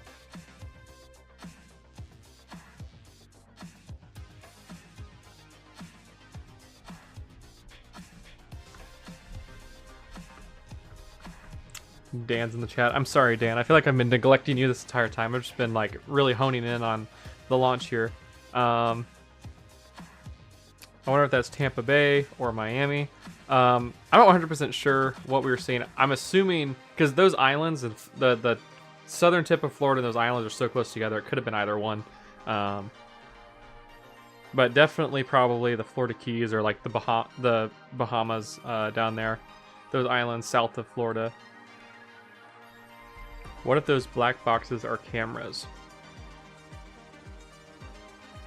I don't know if I saw those. There may have. I think there were probably a. You might be referring to something that was on the satellite simulators. I don't think, unfortunately, SpaceX is not going to put any cameras on the Starlink simulators. Maybe when we actually start doing V3 flights, SpaceX might throw a camera on one of them, just to give us like a third-person view of Starship as the satellite moves away. I'm not sure how possible that would be. Because that kind of, I've heard a couple people talk about that. Ever since Flight 10 happened with those with the payload deploy, a lot of people are wanting to see one of those simulators get chucked out with a camera attached to it, so you can get like this third-person view. I mean, the first time ever you're seeing a third-person view of the satellite moving away from the rocket, and you're seeing the rocket get further away as the satellite moves away, rather than the other way around where you always see the satellite move away from the rocket, and you're never seeing that third-person view of the rocket itself. So I've seen some people hoping that there were cameras mounted to the simulator satellites, just to see a third person view of Starship. But because of the flight profile they're on right now, with them being in total darkness, I don't know if it makes much sense to even put cameras on there to start with, because you're not going to be able to see much of Starship. You might see like a silhouette, maybe like an outline, depending on the light coming up from Earth. But once again, you're over the ocean on the nighttime side of Earth, so you're not really going to see much probably with those cameras mounted to the simulator satellites. When we start deploying satellites in daylight, I could definitely see, like, if SpaceX like knows they're going to be deploying in daylight, I could definitely see them maybe throwing a camera on one or two satellites. The satellite's purpose is obviously not to capture video footage, so I don't see why they would do that to every single satellite, have a camera mounted to them. But I could see one satellite just for fun, them putting a camera on there to get that view. Yeah, once again, we are in that coast phase. I'm not sure how long. I'm assuming it's going to be another like 10-15 minutes or so. We're going to be waiting until that Raptor relight happens.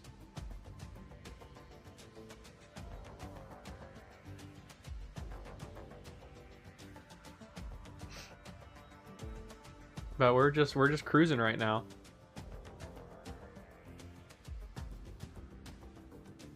Kind of keeping an eye on the telemetry, obviously down there. I keep mentioning that, but just really watching the orientation of Starship as we get close to these milestones to see, make sure Starship is actually still like orienting itself, and make sure it still has attitude control to be able to do all these objectives before re-entry.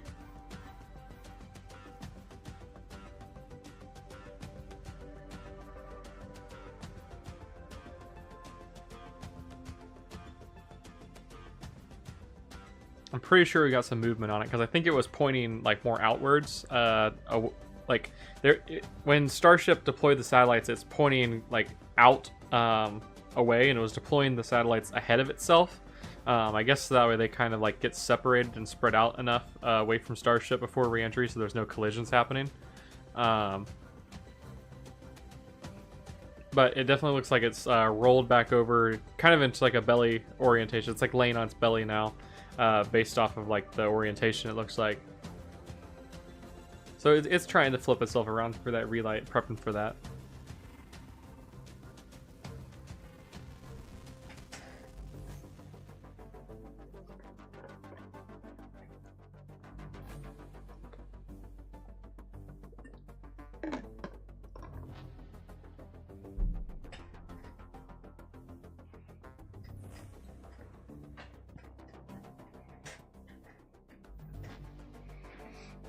Oh, Doodle Dog, welcome to the stream. I'm not sure if you've been here the whole time or if you just now sent a chat, but he says a shot back at the ship from a deployed satellite would be very good advertising. Yeah, it probably would be. I mean, if you're getting that feed being broadcasted down in HD or 4K from a satellite that is being advertised to send internet down to you yourself so you can stream things yourself, that would be very good advertising to be able to get that view.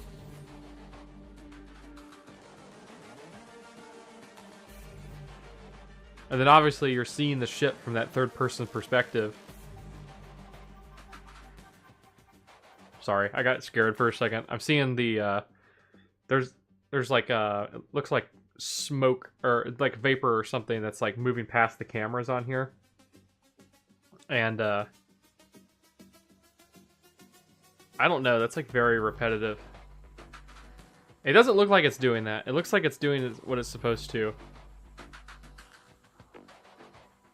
I just get really nervous. It kind of, at a glance, it looks like the thing is like spiraling, but that could just be like the vapor being vented from the ship itself.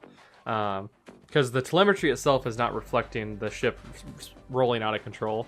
So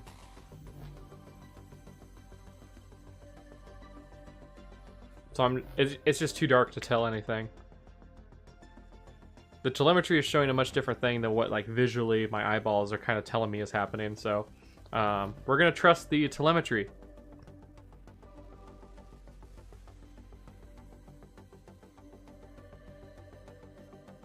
We're gonna trust the telemetry before we trust the cameras.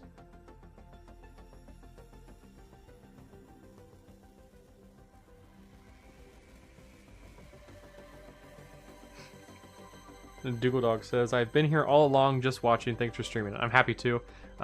It's obviously been sad ever since SpaceX has taken their streams off of YouTube and they're only broadcasting to X now, or Twitter, whatever you want to call it. There's a lot of people that obviously don't like Twitter as a platform, and so they don't really watch the SpaceX streams anymore. So I feel like it's good to be able to bring that stream back to YouTube for people to see it, for people that maybe don't want to go onto X and deal with whatever's going on over there, because it seems like there's a different type of drama happening over on that site every single day, and some people just don't want to worry about it. So definitely nice to be able to bring the SpaceX stream back to YouTube for people to see it. And I'm hoping I'm providing adequate commentary for this. I know the SpaceX commentators do a pretty good job explaining everything, but I'm hoping that I'm bringing a good enough commentary to make this interesting for you guys to watch as well. I think it's the RCS gases interacting with the upper atmosphere. They're under 100 miles high right now, but that's just a guess. No, that's kind of what I was thinking. It's definitely something... It's most likely gases that are being vented from the vehicle, whether it be RCS or they're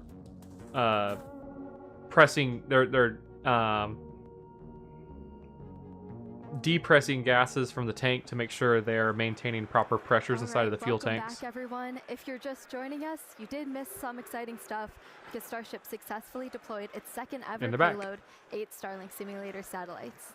And now we're expecting the relight of a single sea-level Raptor engine in space coming up here just after T plus 37 minutes. So about a minute left to go.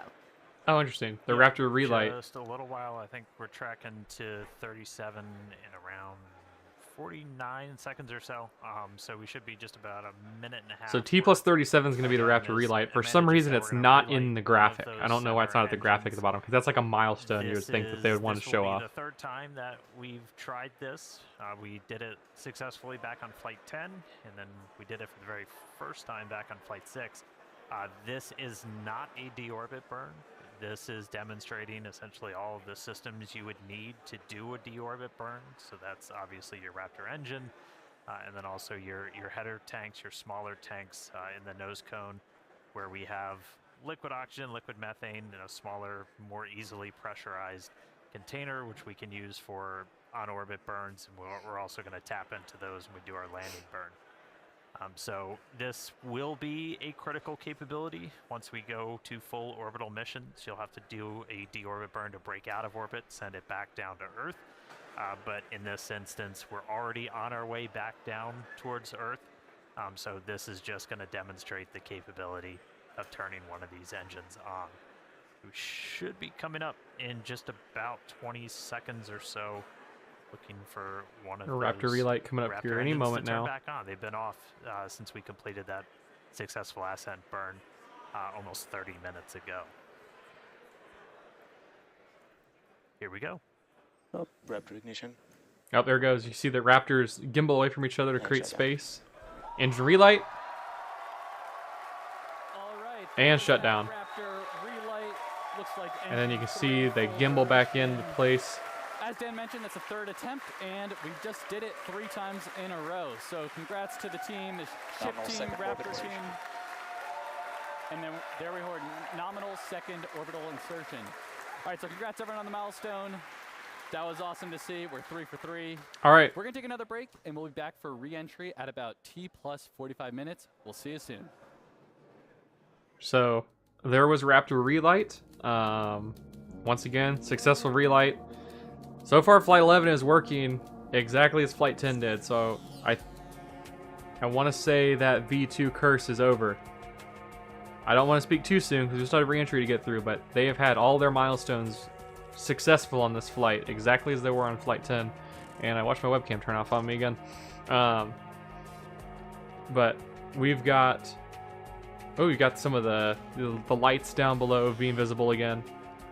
I don't remember ever seeing Starship the... is slewing for entry. What did they just say? I don't know what they just said there. But I don't think I've ever noticed the lights down below the ship. Like, you can see like city lights down at the surface that pass over the land masses. They're over Africa right now. They're passing over South Africa. And so you're seeing the lights down there as they pass over. Starship is reorienting itself, though, preparing for re-entry.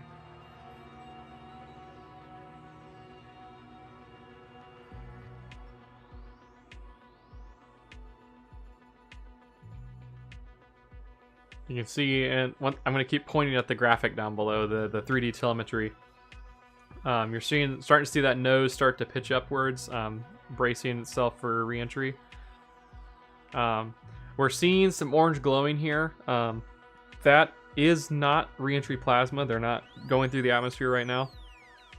It will start to heat up here soon. We got maybe like 5-6 minutes before we start noticing a visible reheating. But what you're seeing right now are the gases being vented from the ship, whether it be RCS or fuel being vented, whatever it be. The gases, I believe, are interacting with light that is coming through, because they're going to be passing back into daylight here very soon. And so there's sunlight that we cannot see that's interacting with those vapors as they come off the ship and making them glow like that.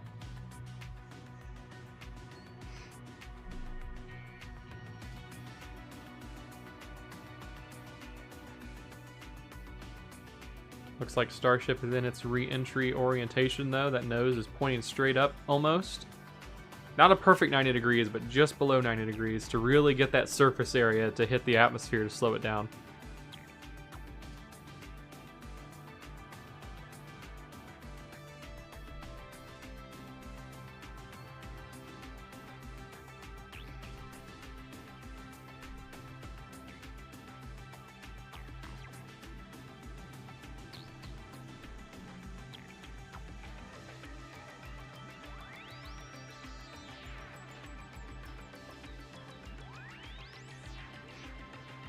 You can see also in the telemetry that altitude dropping. Slowly but surely. Going down from just hit the 120 kilometer altitude marker. And you're going to start to see... approaching entry interface. You're going to start seeing its speed increase as well, because now, and since it's not going up anymore, it's past its apogee, and it's coming back down now. So gravity is taking hold, and we're going to start seeing it accelerate as it falls towards the Earth.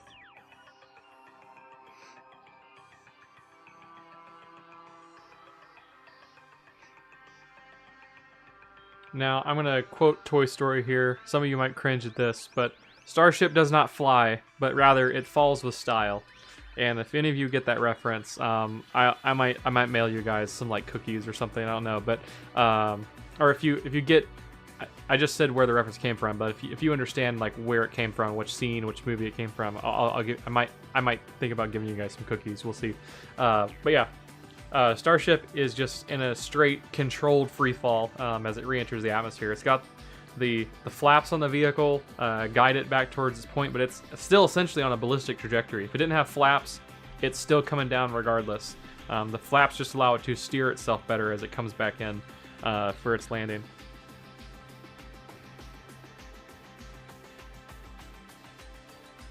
And because it has that control of the flaps, it can kind of increase its cross range a bit more. It can steer itself in different directions. And it can...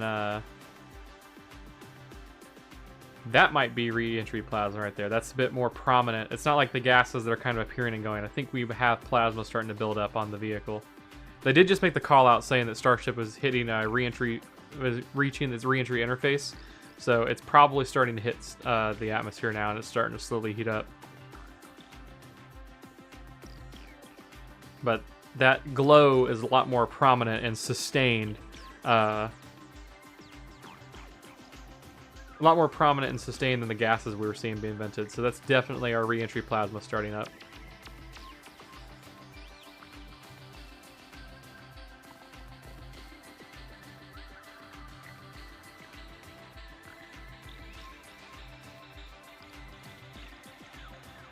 Dougal Dog says, nope, never seen the movie.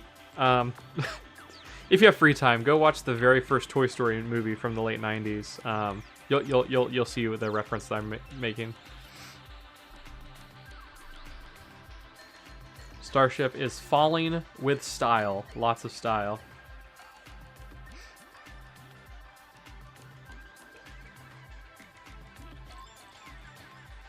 Seems like re-entry looks different on every single flight. There's a slightly different color that the plasma takes on as it re-enters.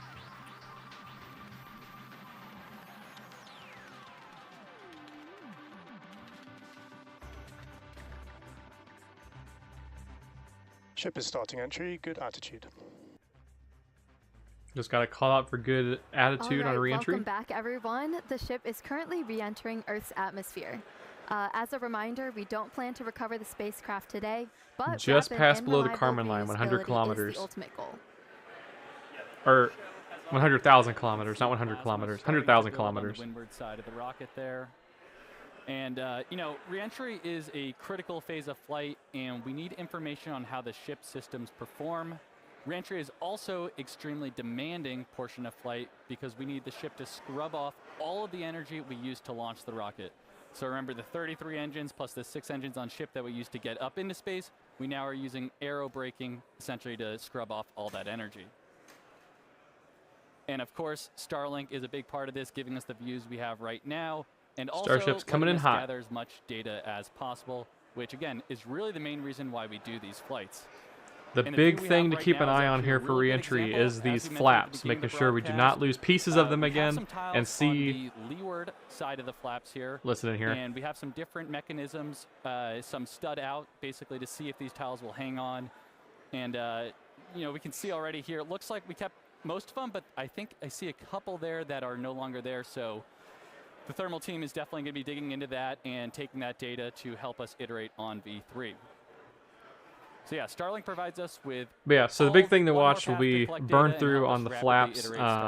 We didn't have burn through. I didn't see any major burn through other than where we had the energetic event on the last flight, where we lost the entire third hinge at the base of one of the aft flaps, and then it started to melt from there. As long as we do not lose any pieces of the aft flaps, I don't think we're going to see any burn through this time around. Roughly 8 kilometers per second or 5 miles per second. And not having burn through on the aft flaps on re-entry is very crucial for Starship's reusability. Creates a plasma field around the vehicle. Yeah, and that blanket of plasma distorts communication frequencies, so it's not uncommon to experience brief blackouts in communication. All right, so big picture here, Starship is designed to land on Mars where there are no runways or other humans to help out. So that means we need to do a propulsive landing instead of a more traditional means like parachutes, which is what our Dragon spacecraft uses, or a runway like the Space Shuttle. Propulsive landing enables more rapid reusability. Now, as the ship makes its way back to Earth, we should start hearing some callouts when we hear entry max heating and entry max Q. That means the ship has made it through the maximum heating and aerodynamic loads it will experience as it returns. So if it makes it through all of those, that's a pretty good sign that we're doing well. Yeah, and we heard flaps have control of the vehicle now. Flaps have control of the vehicle. You can see them already. The flaps are starting to maneuver. maintain the orientation of the ship as it comes back in through re-entry. So we will hear a The reason you call see the out. camera moving that way is because the camera is actually physically mounted to the Transonic forward refers to flap at the period top of the flight where ship. the velocities of airflow surrounding and flowing past the vehicle are concurrently below, at, and above the speed of sound, somewhere in the range of Mach 0.8 to 1.2. All right, a lot of numbers coming up here, but for reference, commercial jets have a range of cruising speeds, but most fly around Mach 0.74 to Mach 0.85, which is 480 to 575 miles per hour, or 770 to 930 kilometers per hour. Right now, we're going a little over 26,000 kilometers per hour. So compare that to the airplane at 930. It's like pretty crazy how fast we're going here. And we're All starting right, to after we hear see the call out that speed Starship start is to come down now. transonic, You can we should see hear that's the starting to call bleed out off. So that Starship is subsonic. Subsonic, of course, refers to the speed. that Starship much is less than the it speed of has sound. So enough at that point, the drag ship's coming against velocity it now. will be There's enough starting to slow aerodynamic down, drag on the and we'll be vehicle looking a little bit that more like the some of our speed is starting to suborbital come down flights now. They're from, starting to actually at this point, decelerate rather almost than 5 years ago. accelerate. Yeah, so re-entry so far is looking Look at that pretty plasma good. field, You though. can Isn't it see beautiful? that plasma field. Also, again, with those missing tile experiments, especially, we're putting the ship through a lot today, but things are looking pretty good so far. Yeah, we're looking good. I do want to remind people that we are pushing ship to the limits. We've done a lot of these missing tile tests. We did it back on Flight 10. Every time we do it, we throw something new and the ship makes it through. This time, we're really pushing it. We've removed these tiles in some of the spots that see the highest level of heating. And we remove tiles that have zero backup protection underneath. So there's essentially just bare steel. They're trying to kill it. It's in the heat of re-entry. They're trying to kill the ship, bro.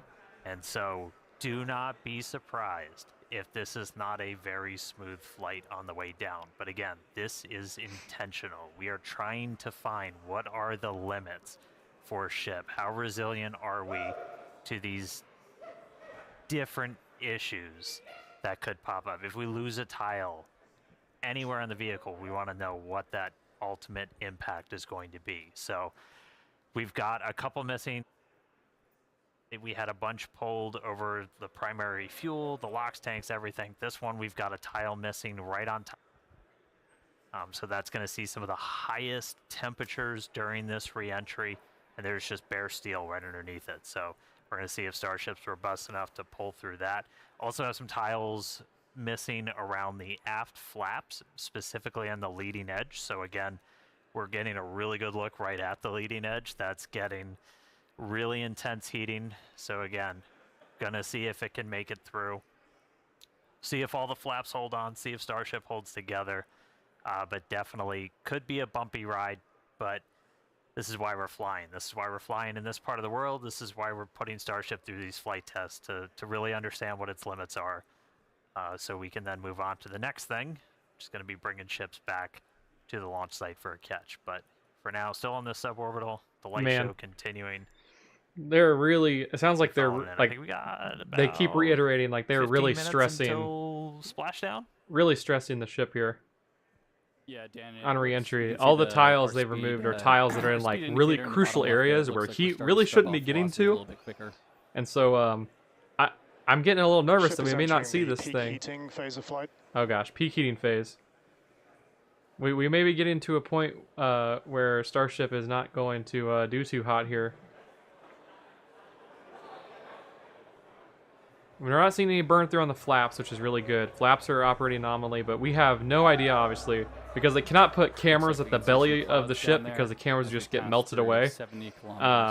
We have no idea what the belly looks like as this burn through is taking place. Wow, look at the glow coming out from underneath the engines.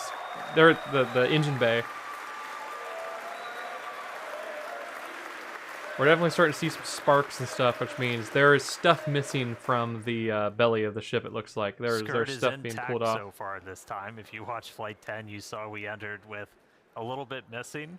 That was ultimately traced to a little bit of buildup. We dumped prop on the way. We had a little bit of solid propellant buildup, and then Either static discharge or the plasma ignited it, took out a tiny bit of that skirt, some of the aft flaps, but Starship again. We've got some stuff being was able ablated to away fight from the through it, vehicle. make Looks it all like you're the getting way those to that sparks landing flying berth. past. Now we're through the max We heating addressed period. that, changed some of our prop dump con-ups though, so It's always nerve-wracking. You have no idea what should not be seeing that what the this belly time looks like. You don't know like what condition it's in right now.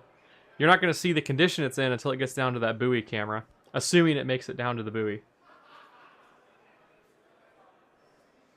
And as a reminder, we're, in addition to these missing tile tests, we're doing kind of a unique flight on the way in. It's going to do what we call a banking maneuver. So while we're still going supersonic and even hypersonic, we're doing kind of a banking turn.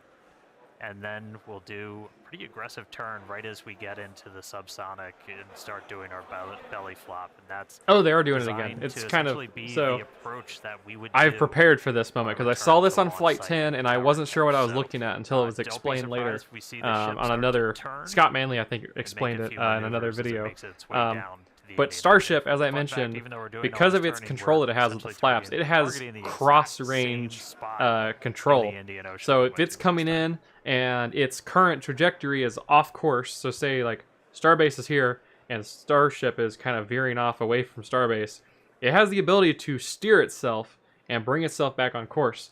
And so I have brought the wonderful Starship model into the stream today to kind of show you kind of like what that's, because you're seeing on the telemetry that it's kind of like turning from side to side. And on yesterday's Alright, just flight, about or not, I say 12 minutes yesterday's, to go. on last flight, on flight Still 10, looking good. I couldn't tell if the Starship was losing its attitude and like starting to That veer, gives a like pretty good flip or view something, or of what was going those on there. aft flaps where, again, Um, on the leading edge, I think it But might be that's on one on actually the literally other just side. We got Starship some correcting tiles for removed cross range to with show that it's no capable of backups doing that to behind it. keep itself on course. So again, we're And really so trying the to Starship stress is some of literally the just able the most to sensitive turn areas itself around from side to Starship, side, and it where steers itself in the basically correct if you lose a direction to keep tile, its it's the trajectory worst going. possible spot. And if we're able to make it through this, then that tells us quite a bit about But just how I'm starting to resilient this notice, it looks vehicle like the is. plasma is starting to kind of let off a little bit, it's starting to lighten up a little bit, it looks like. You're still seeing the sparks flying, which means there is stuff on the belly that's ablating that away, shot we but just had earlier was looking at what they we call the have business survived of the Starship maximum with all the heating Raptor of engines. re-entry. And those are the engines that we're So gonna I be would assume that expecting if to something light was going to go for that bad, like if flip they were going to and have a burn landing through and burn, something was going to fail hopefully on the in ship, about it 10 would have minutes happened a once we lot get through earlier on, re-entry. Yeah, there we go. just because of how hot it was getting. But now that we're through peak heating and we're slowing down so much, heating is going to start to Yeah, looking at E3, that's slow the down one- a lot. it's the one we The did heating's relight going to on, start to ease so off a lot as we slow down. It's So 2 for 2 so far. We'll see if it can go 3 for 3. Yeah. once again, we have no idea what the belly looks like on the ship. What has happened with those tiles that have been removed? Definitely looks like you can see at the very bottom of the screen there's the little catch pin on the ship All for right, we when can they see that eventually speed bring the just Starship continuing to back bleed in. off under When they eventually 22,000 bring the ship back to kilometers an hour. Texas to catch it on the tower, there's a little catch pin jutting out from the side. You can see it's kind of glowing orange and toasty there. Ship's still holding together.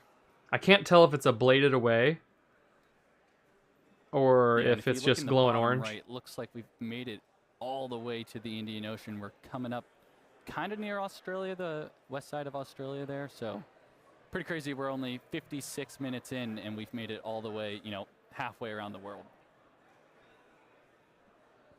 There have been no burn through on the aft flaps as far as I can tell. They're working perfectly fine. I don't know what the forward flaps look like. We have yet to see a camera view. I don't think Flight 10 showed forward flap views either, like showing the physical flap. Obviously, there's a camera attached to the flap. It's actually a good demonstration of a future capability we hope to have on Starship, where we will do point-to-point transport on Earth. So, Starship is really, you can see in the telemetry, it's really banking over, demonstrating that steering capability. Going to be pretty crazy. Imagine going from New York to Sydney in 1 hour instead of the 20 hours it takes currently. Dan says they're past peak heating, but not necessarily past peak damage. Yeah, that is right. They still got quite a ways to go until the heating really wears off. So it is anyone's game right now as far as what's going to happen to this thing before we get into our subsonic, not burning anymore regime. Which I think the heating stops even before we reach subsonic. So this camera is. Oh, we've got. We see the. It's Some getting of the heat fiery rate there at picking the up base. A little bit. That looks like more. This That looks like camera more is than embedded plasma right there in at the the base. end It's of getting one of kind of those flamey forward there. flaps, so you see it moving around. That's the flap adjusting to maintain control.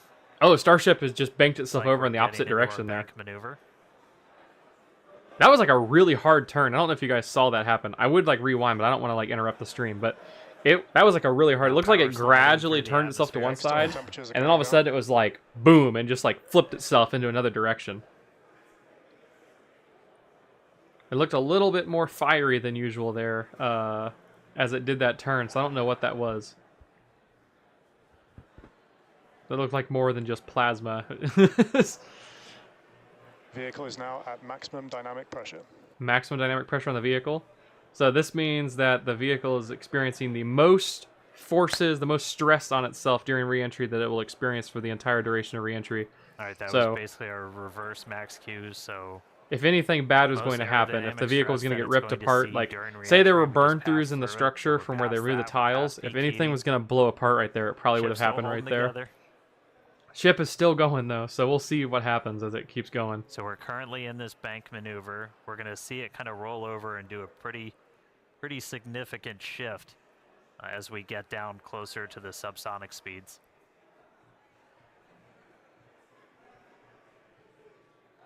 Yeah, and that bank maneuver that Dan's mentioning is all in part of us to learn about the guidance, navigation, and control for return to launch site missions.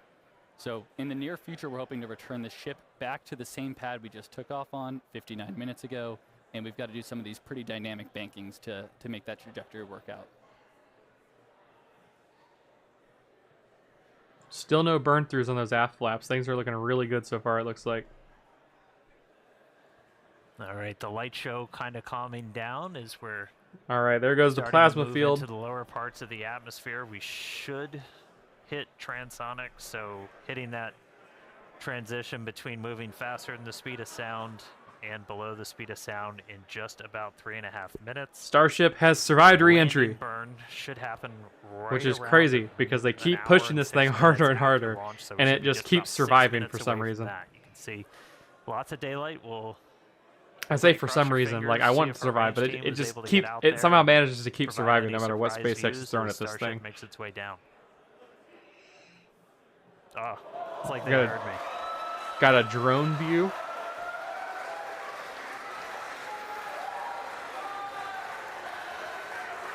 Ready and waiting. Let's go.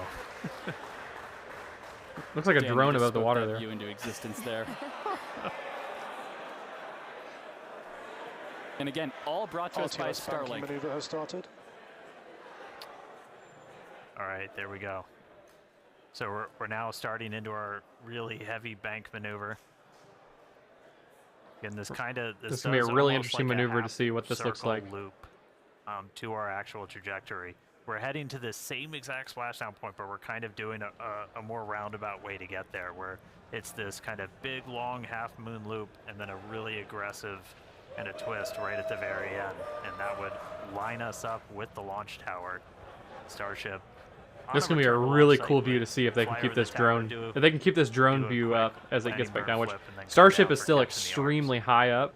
But if they can keep this drone view up as it flips and comes down, that's gonna be awesome to see for the first time on a live. Because we usually get these views like How about afterwards. that S38 decal there staying strong on that view we just had? Good to see the numbers back on. Yeah. All right, should be hitting transonic in about 2.5 minutes. Landing flip coming up in about 4. Pretty clouds there in the Indian Ocean today. Again, yeah, we changed our launch times. We launch in the evening now, so we get these daytime views down in the Indian Ocean. One of the things we're really looking for, the reason we have the drone, other than, yeah, that looks really cool, is we're able to kind of see the ship. We can only see so much from these cameras. You can't see like the vast majority of the heat shield. So we throw these buoys out there. We've got buoy view. You spoke it again, Dan. There it is. They're playing with me in the control room. All right. But we have these buoys out there. We have these drones that we're trying to see externally how the heat shield held up. Everybody saw from Flight 10 it had a little bit of a paint job, a little bit of a reddish hue. That was from those metallic tiles that we had tested, kind of oxidizing really rapidly in that plasma and then spreading those little oxide particles all over the heat shield. No metal tiles on this flight, so not expecting to see that. Holy crap, it is on its side. Look at this. Oh my gosh, I just noticed that. Wow, it is literally laying on its side like banking Hopefully we in. get seasick. Look at that. All right, coming up on transonic shortly. Starship's just showing off at this point. 2.5 minutes of landing burn. Yeah, and once we get to around the 15-kilometer altitude mark, that's where we have a lot of flight history. Starship is transonic, starting the belly flop phase of flight. Yep, All right, here we go. That we perfected in the suborbital campaigns. We're entering that now. Starship's flipping itself back belly first.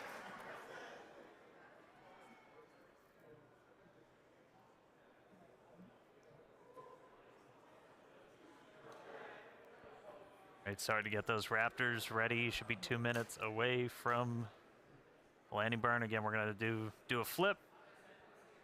After we ignite those engines, we'll go from 3 down to 2 for the final phase of the landing burn and look for another soft splashdown, hopefully by our buoy and drone, which are hanging out, ready and waiting for a ship.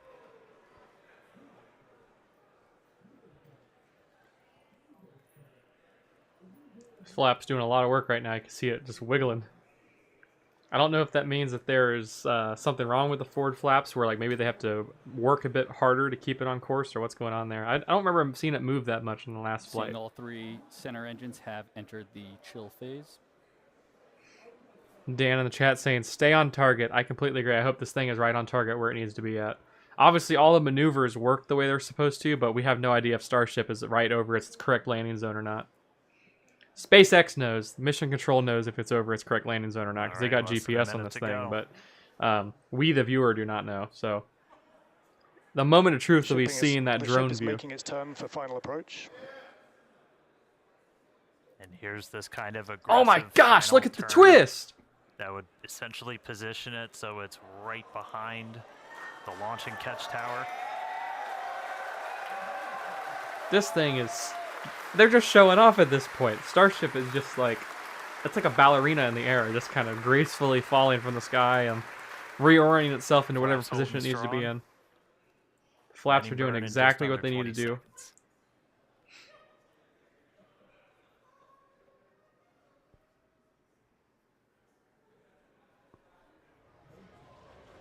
All right, here comes our buoy cam.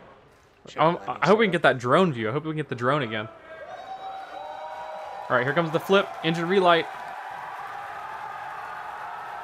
All 3 Raptors, all 3 center Raptor engines are going.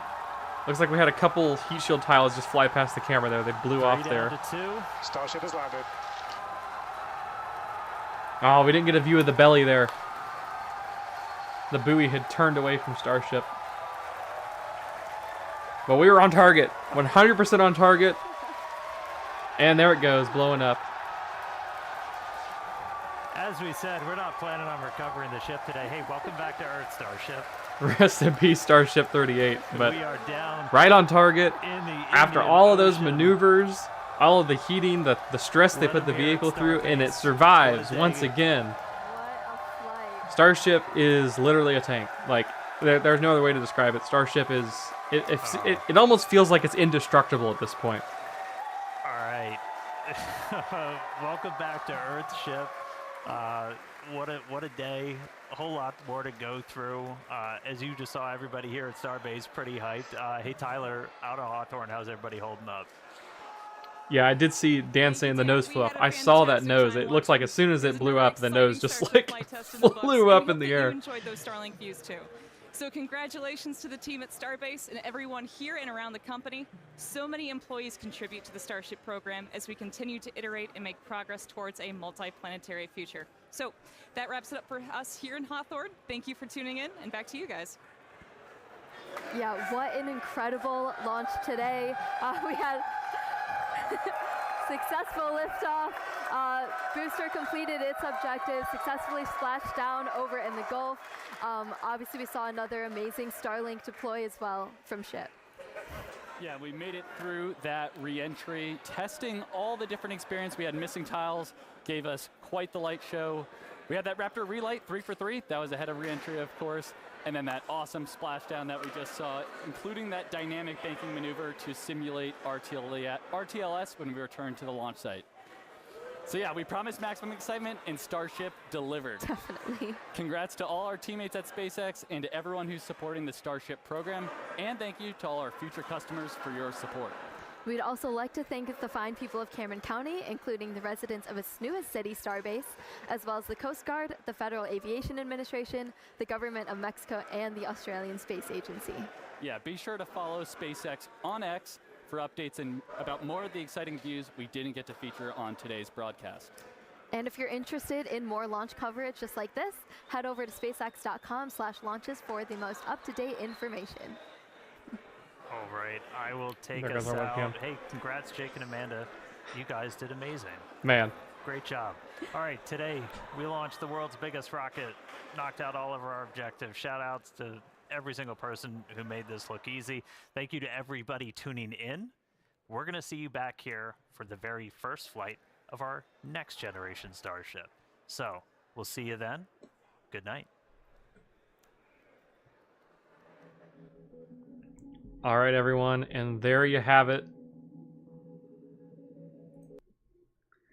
That was the last flight of Starship V2, and it did not disappoint at all. We had, I would almost say that was more successful than Flight 10. Even though Flight 10 hit all of its objectives, Flight 11 seemed to have even more objectives to achieve, and it still hit all of them without an issue. So, Starship, they've got the problem solved on V2. They've got the data from Flight 10. Now they got the data from Flight 11. All of that's going to be able to go right into V3. And I'm hoping that on that first flight of Starship V3, which right now, probably looking at maybe like January for it. That was kind of what happened. Flight 6 was in November back last year, and then we didn't see Flight 7 until January. So we'll probably start to see SpaceX kind of quiet down here before the holidays, and then they'll ramp right back up after Christmas and New Year's. So, but yeah, very exciting to see Flight 11. That was really crazy to see the maneuvers it just did right after re-entry. You could see it like literally flipped like right on its side as it's doing that maneuver. The way they kind of described the profile, they didn't like visually show us, but imagining that it's coming back to the launch site for landing. Starship, they mentioned Starship doing like kind of like a circle around the launch site as it comes back in, before eventually going to its belly flop maneuver and coming straight back down to the launch tower. And so, because the launch tower is not always going to be pointing in the direction that the flight profile is coming back in from, they have to be able to prove they can steer Starship into the correct orientation to get it lined up with the launch tower for catch. And so, that maneuver we saw today, the absolutely crazy banking maneuvers to steer it and prove the cross range capabilities, and then it flipping on its side, and then back into the belly flop, like all of those crazy maneuvers we saw today was all demonstrating that Starship is capable of steering itself right on the target and landing where it needs to be at. And so, yeah, I'm looking I'm looking forward to, and I'm extremely excited for the first flight of Starship V3. Big upgrades coming, big changes coming, and yeah, I think I'm going to end it off here. I don't know if there's much else to talk about. Thank you everyone who joined the stream today. I appreciate you guys watching along with me, and I'm hoping that I am making this as enjoyable as possible for all of you that are watching. And without further ado, I'm going to close it off here. I will see you all next time on another Starship live stream. Starship Flight 12, first flight of Starship V3. I'll see you guys later. As I miss my button.